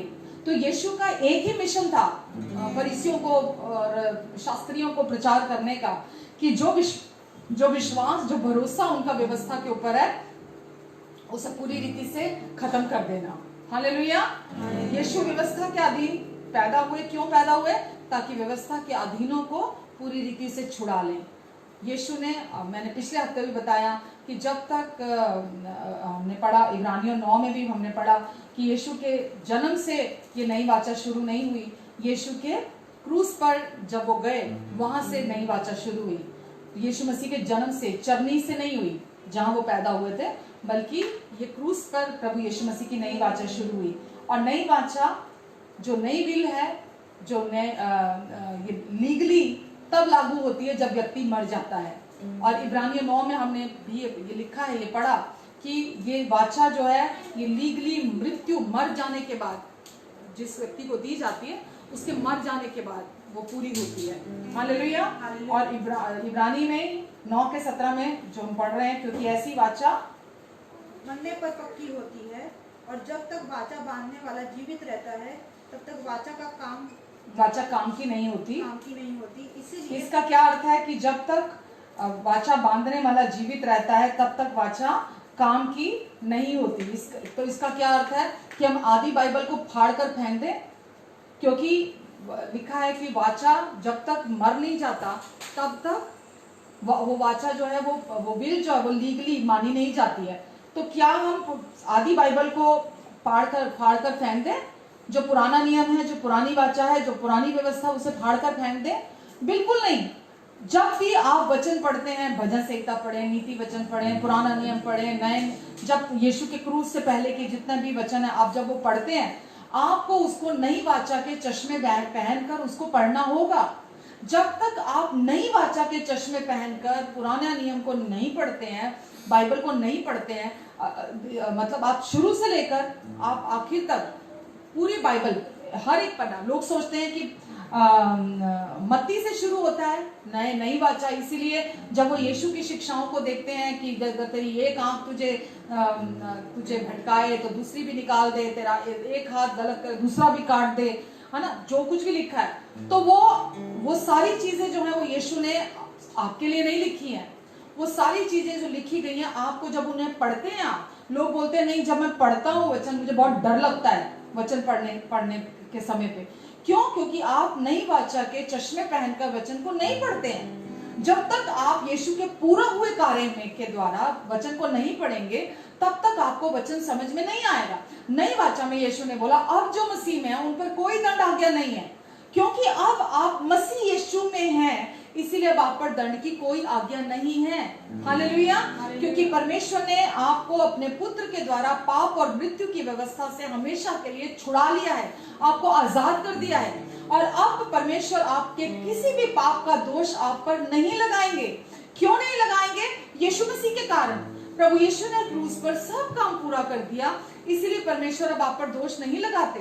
पर प्रभु यीशु मसीह ने आपको अपने क्रूस पर पूरा हुए कार्य के द्वारा, वचन में लिखा है, आपको पूरी रीति से माफ कर दिया, आपके सारे पापों से आपको धोया, शुद्ध किया, साफ कर दिया। आप हमेशा के लिए धर्मी हैं, निर्दोष हैं, निष्पाप, निष्कलंक ठहरा दिए गए हैं, आप पवित्र ठहरा दिए गए हैं। परमेश्वर ने अपने प्रेम में आपको निर्दोष और पवित्र ठहरा दिया है। और अब परमेश्वर ने आपको यीशु के एक ही बलिदान के द्वारा हमेशा के लिए सिद्ध ठहरा दिया है। तो अब परमेश्वर आपके विरोध में नहीं है, वो आपके पक्ष में है। और अब कोई भी आपको परमेश्वर के प्यार से अलग नहीं कर सकता। लेकिन धर्म जो है, रिलीजन जो है, जो क्रिश्चियन धर्म भी है, वो ये शिक्षा नहीं देता। वो ये बोलता है जब तक आप पाप नहीं करते अगला, तब तक सही है, लेकिन जैसे ही आपने कोई पाप किया, आपको वापस कन्फेशन करने पड़ेंगे, अंगीकार करना पड़ेगा, परमेश्वर के पास जाना पड़ेगा। परमेश्वर के पास अगर आप नहीं गए, आपने माफी नहीं पाई, तो आप अपने उद्धार को खो देंगे। लेकिन अब जब हम वचन पढ़ते हैं तो अब हम ये जानते हैं, क्योंकि यीशु ने सब पूरा कर दिया, हमारे अंदर से परमेश्वर ने डर का आत्मा खत्म कर दिया, हमें परमेश्वर ने अपने लिए अपने अपने प्रिय पुत्र के राज्य में प्रवेश करा दिया, हमें अपने पवित्र आत्मा से भर दिया। अब हमारे अंदर किसी तरह का कोई भय, कोई डर नहीं है, क्योंकि परमेश्वर ने हमें पुरानी वाचा से निकालकर अपनी नई वाचा में प्रवेश करा दिया है। हालेलुया। तो अब जब हम वचन पढ़ते हैं तो हम, अगर आप जब आप थिएटर में जाते हैं तो जब आप कोई 3D पिक्चर देखने जाते हैं, 3D पिक्चर देखने के समय में वो आपको चश्मे देते हैं, ग्लासेस देते हैं, 3D ग्लासेस, कि आप उसको पहनकर मूवी देखें, पहनकर पिक्चर देखें। अगर आप वो पहनकर पिक्चर नहीं देखते तो पिक्चर आपको क्लियर नहीं दिखती है। ऐसे ही जब आप वचन पढ़ते हैं, आप पुराना नियम और पुरानी वाचा जो है और जो बाकी का भी वचन है, जब तक आप उसे, वो जो चश्मे हैं नई वाचा के पहनकर नहीं पढ़ते, आपको पिक्चर जैसे क्लियर नहीं दिखाई देती। आपको परमेश्वर का वचन क्या कह रहा है, उसका क्या अर्थ है, आपको वो समझ में नहीं आता, वो क्लियर नहीं होता है। आमेन। इसीलिए लोग डरते हैं जब वो वचन पढ़ते हैं, क्योंकि उनको समझ में नहीं आता, कंफ्यूजन है वहां पर, उनको मालूम ही नहीं है पुराना नियम, पुरानी वाचा, नया नियम, नई वाचा, अब हम किस में जी रहे हैं, अब यीशु ने क्या कर दिया, यीशु आए थे और यीशु ने आकर क्या क्रूस पर पूरा कर दिया, उनको उसका प्रकाशन नहीं पता है, इसीलिए लोग उससे डरते हैं। हालेलुया। तो यीशु के मारे जाने, गाड़े जाने और जी उठने ने बहुत खूबसूरत और अद्भुत और अंतिम कार्य पूरा किया, जो परमेश्वर ने प्रभु यीशु मसीह को करने के लिए भेजा था। तो वो अंतिम कार्य था जो यीशु के मारे जाने, गाड़े जाने और जी उठने के द्वारा स्थापित हुआ, और आज हम उस पूरा किए हुए कार्य में लाकर रख दिए गए हैं, हम उस पूरा किए हुए कार्य में लाकर खड़ा कर दिए गए हैं। इसीलिए आज हमें डरने की जरूरत नहीं है, क्योंकि ये परमेश्वर ने कार्य पूरा किया है। हालेलुया। इसीलिए पुराने नियम के अनुसार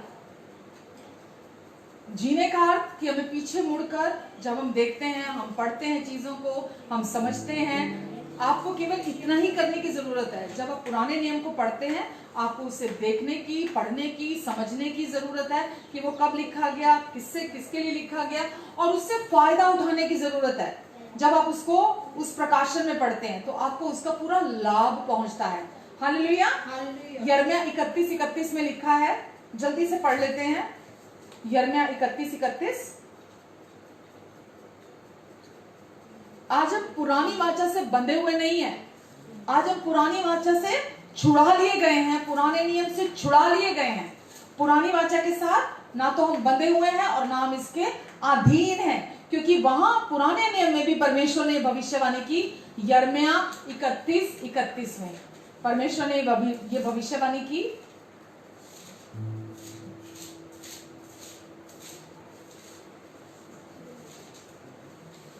फिर यहोवा की ये भी वाणी है, सुन, ऐसे दिन आने वाले हैं, ऐसे दिन आने वाले हैं जब मैं इसराइल और यहूदा के घरानों से नई वाचा बांधूंगा, जब मैं इसराइल और यहूदा के घरानों से नई वाचा बांधूंगा। वह उस वाचा के समान ना होगी जो मैंने उसके पुरखों से उस समय बांधी थी, जब मैं उनका हाथ पकड़ ये वाचा वो पुरानी वाचा के समान नहीं होगी। लिखा है मैं नई वाचा बांधूंगा, कि मैं उनके साथ नई वाचा बांधूंगा। आगे, वह उस वाचा के समान ना होगी जो मैंने उनके पुरखों से उस समय बांधी थी, जब मैं उनका हाथ पकड़कर उन्हें मिस्र देश से निकाल लाया, क्योंकि यद्यपि मैं उनका पति था तो भी उन्होंने मेरी वह वाचा तोड़ डाली। परंतु जो मैं उनका पति था फिर भी उन्होंने मेरी नहीं मानी। आगे, परंतु जो वाचा मैं उन दिनों के बाद इसराइल के घराने से बांधूंगा वह ये है, मैं अपनी व्यवस्था उनके मन में संभालूंगा और उसे उनके हृदय पर लिखूंगा, और मैं उनका परमेश्वर ठहरूंगा और वह मेरी प्रजा ठहरेंगे। यहोवा की यही वाणी है। हालेलुया। मैं अपनी वाचा को उनके मनों में डालूंगा और उनके हृदयों पर लिखूंगा, और फिर कभी किसी को ये बताना पर मेरे विषय में किसी को बताना नहीं पड़ेगा। जब वो वाचा जो उनके हृदयों पर मैं लिखूंगा, वो मुझे जान जाएंगे उस वाचा के द्वारा कि मैं परमेश्वर हूँ, मैं हूँ। वो मुझे जान जाएंगे उस वाचा के द्वारा। तो यहाँ परमेश्वर जो पट्टियों पर लिखी गई थी 10 आज्ञाएं, यहाँ परमेश्वर उसकी बात नहीं कर रहे। परमेश्वर कह रहे हैं मैं नई वाचा, बिल्कुल न्यू ब्रांड, न्यू कवनेंट मैं उनके हृदयों में हृदयों की पट्टियों पर लिखूंगा और मैं उनके मनों में डालूंगा उसे। हालेलुया। यही आगे हम पढ़ते इब्रानियों 8:10 में भी,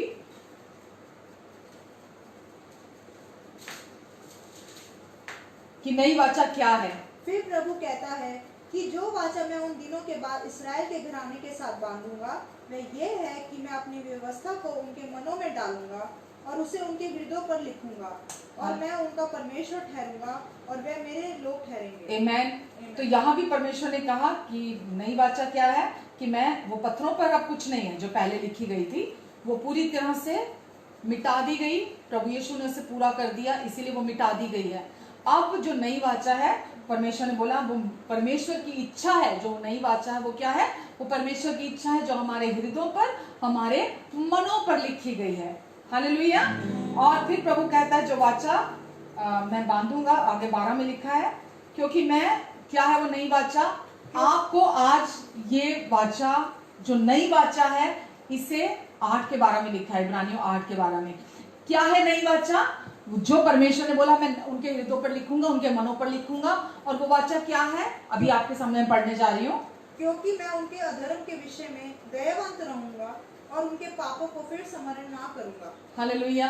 क्या है नई वाचा, ये परमेश्वर का वचन है, ये परमेश्वर का प्रॉमिस है जो वो नई वाचा में उन्होंने आपको दिया कि मैं उनके पापों को फिर कभी स्मरण नहीं करूंगा और उनके अधर्म के प्रति दयावंत रहूंगा। हालेलुया। ये परमेश्वर की प्रतिज्ञा है नई वाचा में, जिसे वो कभी नहीं तोड़ेंगे।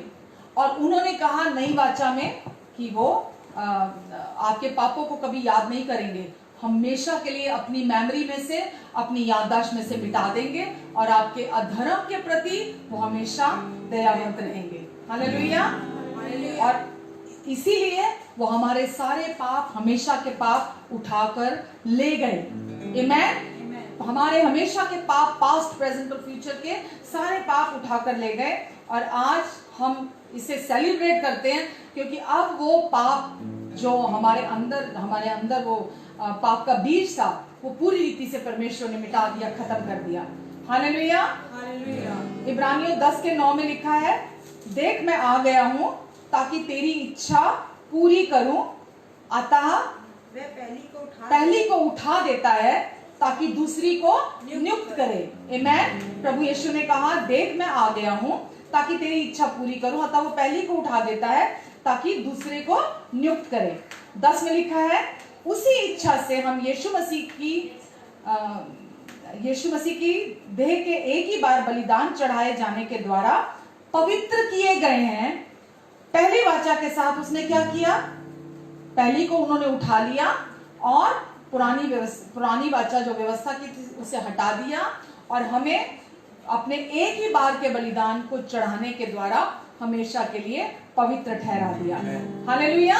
पहली वाचा निर्बल थी, निष्फल थी, उसका कोई लाभ नहीं था, इसीलिए परमेश्वर ने पहली वाचा को पूरी तरह से उठा लिया, हटा दिया, हमेशा के लिए मिटा दिया हमारे जीवन से।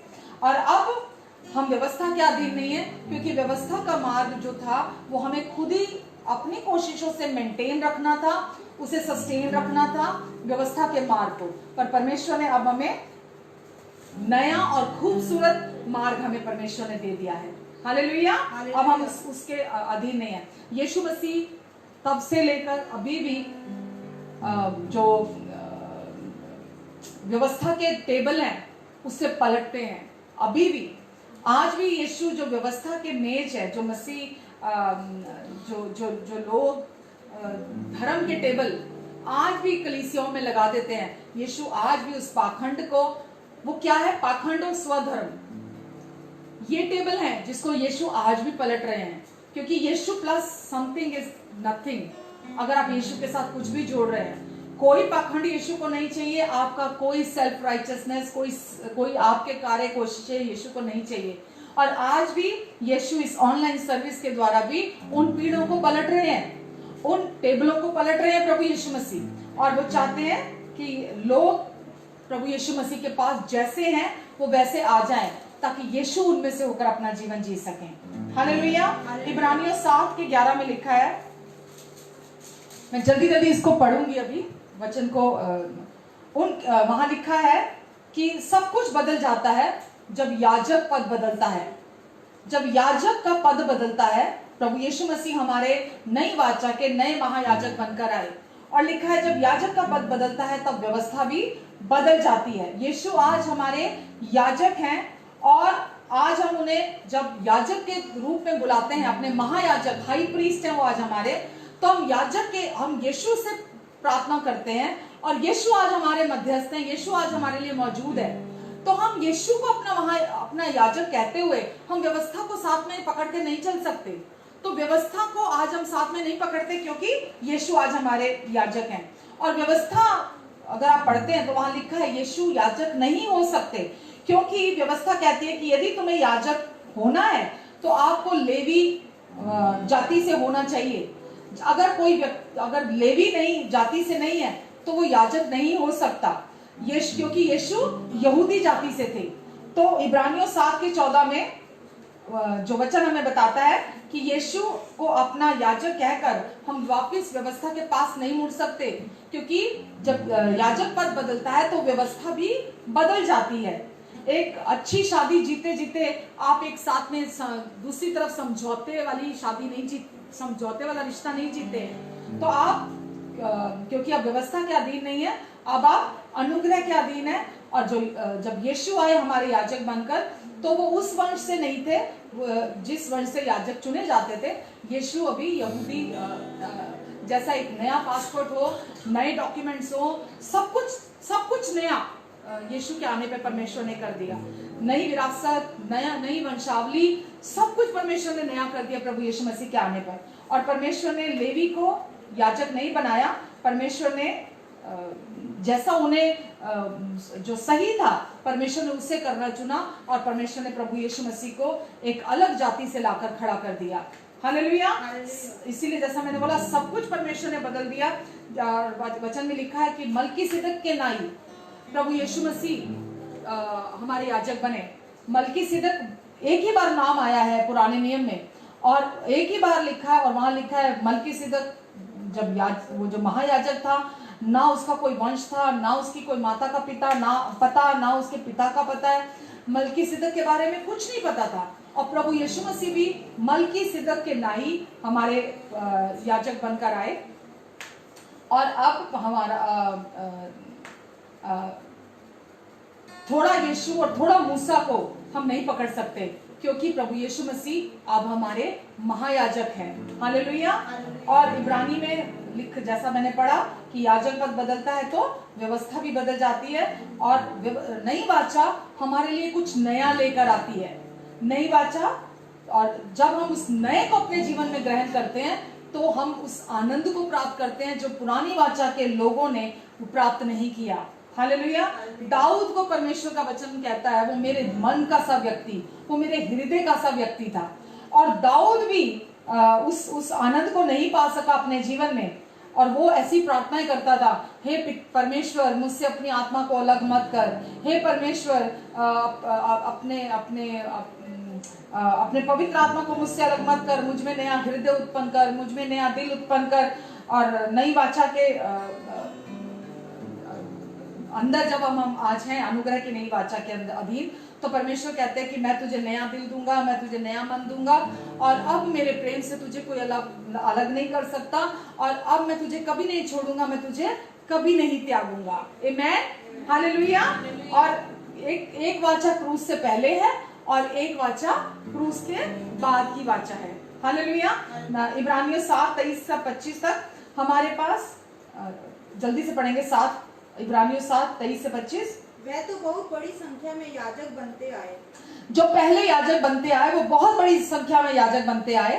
इसका कारण यह था कि मृत्यु उन्हें रहने नहीं देती थी। इसका कारण ये था कि वो याजक मरते थे, नया याजक बनता था, फिर याजक मरते थे, नया याजक बनता था, क्योंकि मृत्यु उन्हें जिंदा रहने नहीं देती थी।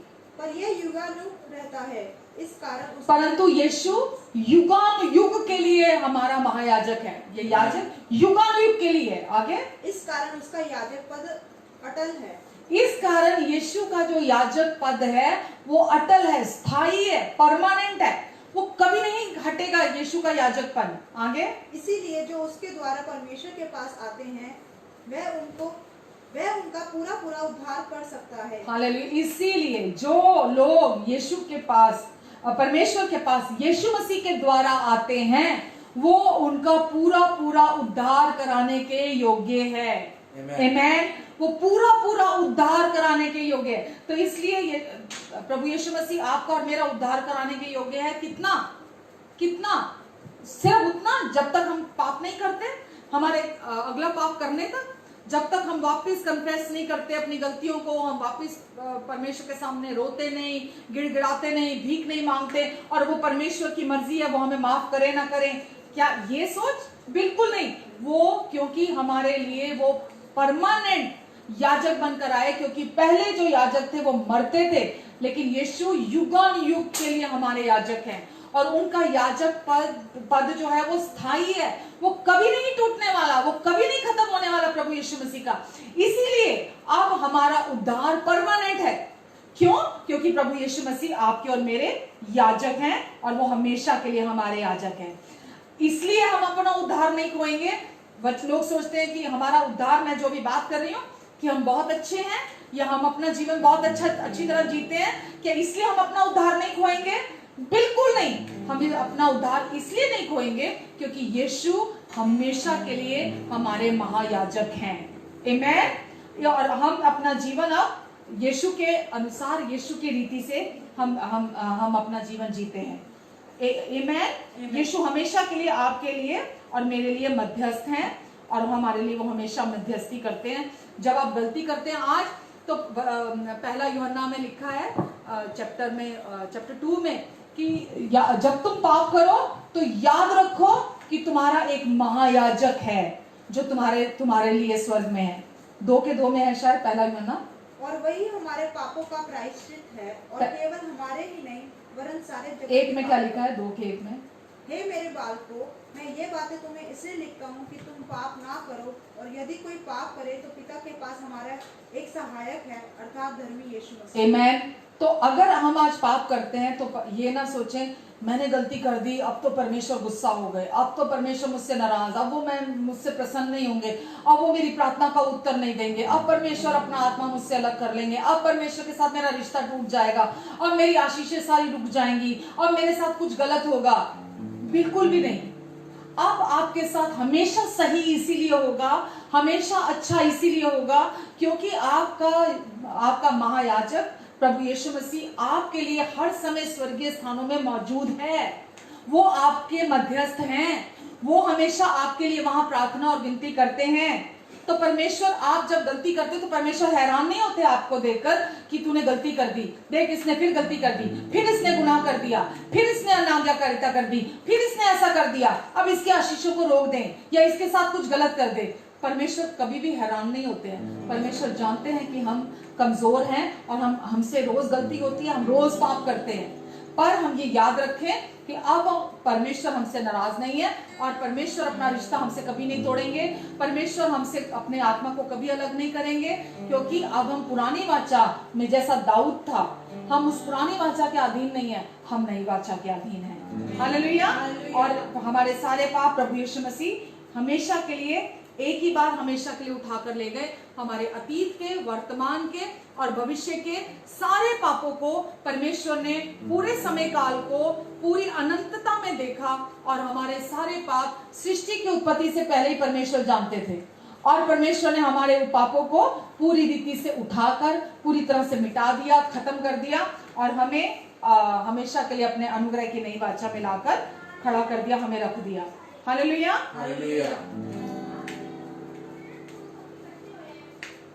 आशा करती हूँ आप आशीष पा रहे होंगे। आमेन। तो यीशु हमारे अनंत के याजक हैं और वो हमेशा के लिए हमारे साथ, हमारे लिए वहां पर हैं और परमेश्वर चाहते हैं कि हम प्रभु यीशु मसीह के उस पूरा हुए कार्य पर, कि वो हमारे लिए वहां मौजूद हैं और परमेश्वर अब हमारे साथ कभी रिश्ता नहीं तोड़ेंगे। रिलीजन ने, धर्म ने हमें बहुत झूठ भरा, हमें बहुत झूठ कहा और लेकिन जब हम वापस यीशु के वचन को उस नई वाचा के द्वारा पढ़ते हैं, उस नई वाचा के चश्मे लगाकर पढ़ते हैं, तो हमें मालूम पड़ता है सच्चाई जो हमें आजाद करती है। धर्म ने हमें बांध दिया था कि हमें कुछ करना है अभी भी, लेकिन यीशु ने आकर हमें आजाद किया। हमें पूरी रीति से परमेश्वर के साथ उस रिलेशनशिप को हम इस धरती पर आनंद उठा सकें और परमेश्वर की आशीषें जो परमेश्वर ने हमें मुफ्त में दी है, हम उनका आनंद उठा सकें। और जैसा कि जब आप नई वाचा पर विश्वास करते हैं, जब आप रिलीजन फ्री लाइफ जीते हैं, जब आप परमेश्वर के अनुग्रह को अपने जीवन में ग्रहण करते हैं बिना मिलावट के, तो पाप आपके जीवन में प्रभुता नहीं करता। आप पवित्र जीवन जीते हैं और आप आत्मा का फल अपने जीवन में उत्पन्न करते हैं और परमेश्वर के अनुग्रह से आप इस धरती पर विजयी जीवन का आनंद उठाते हैं। आमेन, हालेलुया, हालेलुया। परमेश्वर ने आपको और मुझे इस धरती पर रखा ताकि हम परमेश्वर की आशीषों का आनंद उठाएं, बिना डरे, बिना अपने आप को किसी सजा, दोष, दंड और न्याय के भय से हम आजादी का जीवन जिएं। आमेन, हालेलुया, हालेलुया। आप खुश हैं कि आज आप ऑनलाइन हैं और आप खुश हैं कि आज आपने परमेश्वर के वचन में से सीखा। अगले हफ्ते मैं इसी को आगे कंटिन्यू करूंगी और हम ये नींव है, सोचिए एक बिल्डिंग है, अगर हम उस बिल्डिंग के ऊपर घर बनाना शुरू कर दें, जमीन की ऊपरी सतह पर, और ऊपर ही 10 मंजिला घर बनाना शुरू कर दें, उसकी नींव को ना खोदें, उसकी नींव में काम ना करें, तो आप सोचिए वो बिल्डिंग कब तक वहां खड़ी रहेगी। वो बिल्डिंग वहां पर लंबे समय तक खड़ी नहीं रह सकती, तब तक जब तक कि बाढ़ ना आए, आंधी ना आए, तूफान ना आए, वो बिल्डिंग वहां खड़ी नहीं रह सकती है।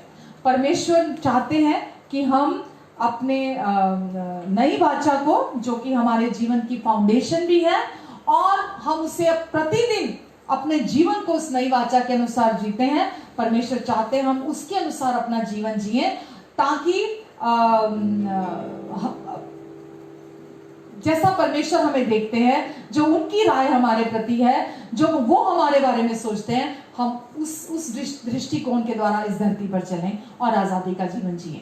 आमेन, आमेन। पिता, हम धन्यवाद देते हैं आपको आज के वचन के लिए। परमेश्वर, आज का वचन आपने जिन हृदयों में भी जो सुनने वाले हैं प्रभु, आपने इन सब के हृदयों में बोया, और ये वचन इनके जीवन में 30 गुना, 60 गुना, 100 गुना फल लेकर आएगा। और परमेश्वर, आपने इनके जीवन की नींव को तैयार किया परमेश्वर, क्योंकि पक्की नींव पर जब घर खड़ा होता है, यीशु ने कहा बाढ़ आएगी, आंधी आएगी, तूफान आएगा, लेकिन जो घर यीशु पर, अनुग्रह पर टिका है, वो कभी नहीं गिरेगा, वो हमेशा बना रहेगा। आमीन, आमीन। धन्यवाद देते हैं हम परमेश्वर को आज के वचन के लिए। और आइए अब प्रभु भोज के लिए अगर आप तैयार हैं, तो हम, प्रभु यीशु क्या वचन कहता है, प्रभु ने रोटी ली और तोड़ी, धन्यवाद देते हुए, और कहा ये मेरी देह है जो तुम्हारे लिए तोड़ी जाती है। आज हम आजाद किए गए हैं। आज हम किसी भी रूल, रेगुलेशन, नियम, विधियां, नियम, आज्ञाएं, हम इससे छुड़ाए गए हैं। व्यवस्था की पुस्तक से आजाद किए गए हैं, और यीशु ने हमें ये नई वाचा को स्थापित किया, आपको और मुझे दिया। जो कोई भी इस पर विश्वास करेगा, जो कोई भी, अब हम सब एक हैं, जो कोई भी इस पर विश्वास करेगा वो हमेशा का जीवन पाएगा। यीशु ने कहा जो मेरी देह में से खाता और पीता है, उसके साथ मेरा जीवन सहभागी है, वो मेरे साथ एक हो जाता है। अब जब आप यीशु की सिद्ध और पवित्र देह में से खाते हैं, अभी मेरे हाथ में ये ब्रेड का टुकड़ा है, जब तक ये मेरे हाथ में ये ब्रेड का टुकड़ा है, लेकिन जैसे आप इसे विश्वास से ग्रहण करते हैं, आप यीशु की सिद्ध और पवित्र देह में से खाते हैं। आइए हम यीशु की सिद्ध और पवित्र देह में से ग्रहण करें।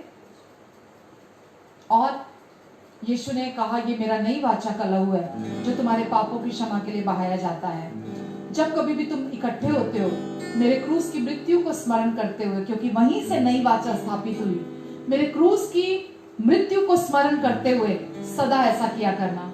केवल विश्वास, नई वाचा में यीशु ने हमारे करने के लिए कुछ नहीं छोड़ा, लेकिन विश्वास करने के लिए बहुत कुछ छोड़ा है। आज हम विश्वास के साथ इस नई वाचा के प्याले में से पीते हैं और यीशु को धन्यवाद देते हैं कि आज जब हम इसमें से पीते हैं, हम जानते हैं यीशु के कोड़े खाने से हम चंगे हैं। ये नई वाचा है। हम जानते हैं यीशु हमारे लिए निर्बल हुए ताकि हम यीशु में सामर्थी हो जाएं। ये काम यीशु ने क्रूस पर पूरा किया है। यीशु ने कहा कि जब हम इस नई वाचा के प्याले में से पीते हैं, हम कमजोर नहीं रहते। हमारे बॉडी का हर फाइबर, हर टिश्यू, हर सेल, हर ऑर्गन यीशु के समान हो जाता है। जैसे यीशु है इस समय स्वर्ग में, वैसे ही इस धरती पर हम भी हैं। याद रखिए, अपने आप को स्मरण कराइए कि यीशु बूढ़े नहीं है, यीशु जवान है, यीशु को कोई बीमारी नहीं है, यीशु कमजोर नहीं है, यीशु पिता के दाहिने विराजमान है। मैं भी यीशु के साथ हूँ। यीशु पिता की महिमा में है। यीशु के ऊपर पिता का फेवर है। यीशु के साथ पिता का रिश्ता कभी नहीं टूटेगा। जैसे यीशु है वैसे ही मैं इस धरती पर हूँ। आमीन। और अब मैं पाप और मृत्यु की व्यवस्था से छुड़ा लिया गया हूँ। मैं लंबी आयु का वारिस हूँ। हालेलुया। और यीशु मेरे महायाजक है जो हर समय मेरे लिए विनती, प्रार्थना, निवेदन करते हैं। आमीन। आइए इस नई वाचा के प्याले में से पीते हैं।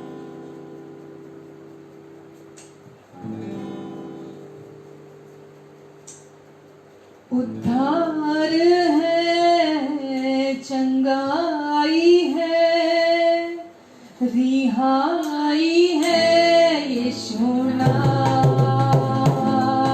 उद्धार है, चंगाई है, रिहाई है यीशु नाम। कहिए, उद्धार है, चंगाई है, रिहाई है यीशु नाम। एक बार और, उद्धार है, चंगाई है,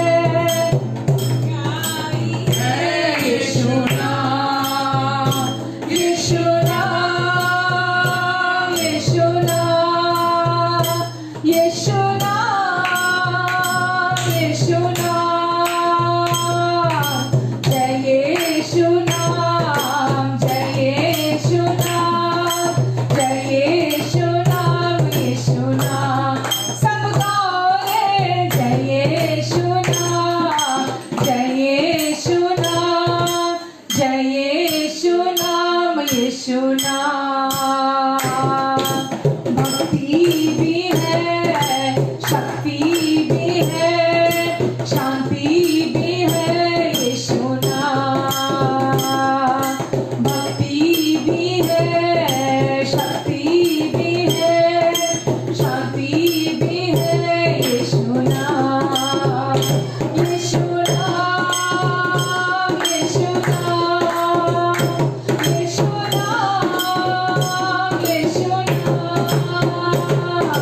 जय यीशु नाम, जय यीशु नाम, जय यीशु नाम, यीशु नाम।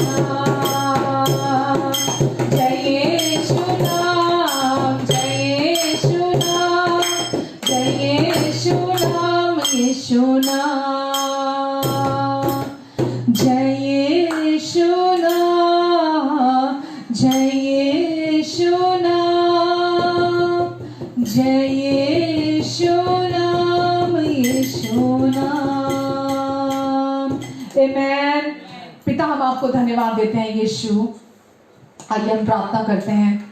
हर सुनने वाले, देखने वाले को प्रभु आपके अनुग्रहकारी हाथों के नीचे देती हूँ परमेश्वर। पूरा सप्ताह आप इन्हें संभाल कर रखेंगे परमेश्वर, क्योंकि परमेश्वर ये आपसे बिलोंग करते हैं, आपसे हैं परमेश्वर।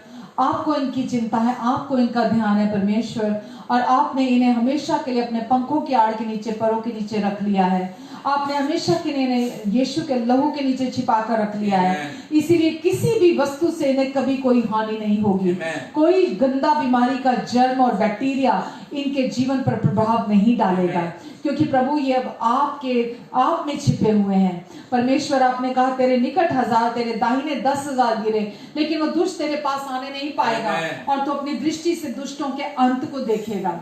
आपने कहा आप दुष्ट के हर उड़ते जलते तीर से इनकी रक्षा करेंगे, हर रात को फैलने वाली महामारी से इनकी रक्षा करेंगे, और परमेश्वर हर एक शैतान के हर एक युक्ति से, हर एक चाल से आप इनकी रक्षा करेंगे। अब ये क्योंकि यीशु पर विश्वास करने के द्वारा धर्मी है, इसलिए शैतान का कोई हथियार इनके विरुद्ध सफल नहीं होगा, और ये हमेशा के लिए कि धर्मी है इसलिए आशीषों के नीचे बने रहेंगे, और आप इन्हें अपने अनुग्रह रूपी और अपनी करुणा रूपी ढाल से इन्हें हमेशा घेर कर रखेंगे। धन्यवाद देती हूँ परमेश्वर, अगर इन आज किसी की भी कोई ऐसी जरूरत है परमेश्वर, तो आपका प्रॉमिस है कि अपनी महिमा के उस धन से जो मसीह यीशु में है, इनकी हर जरूरत को पूरा करेंगे और हर घटी को दूर करेंगे। धन्यवाद परमेश्वर।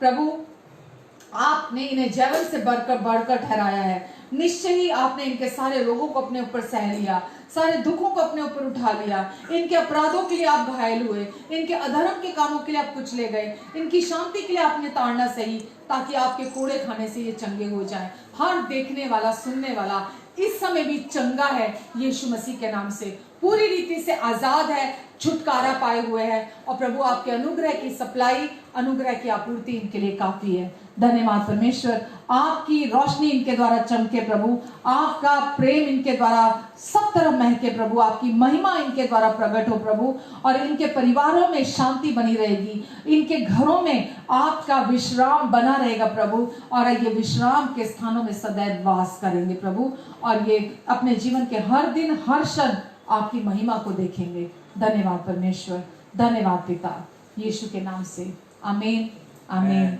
आमीन। Hallelujah, hallelujah.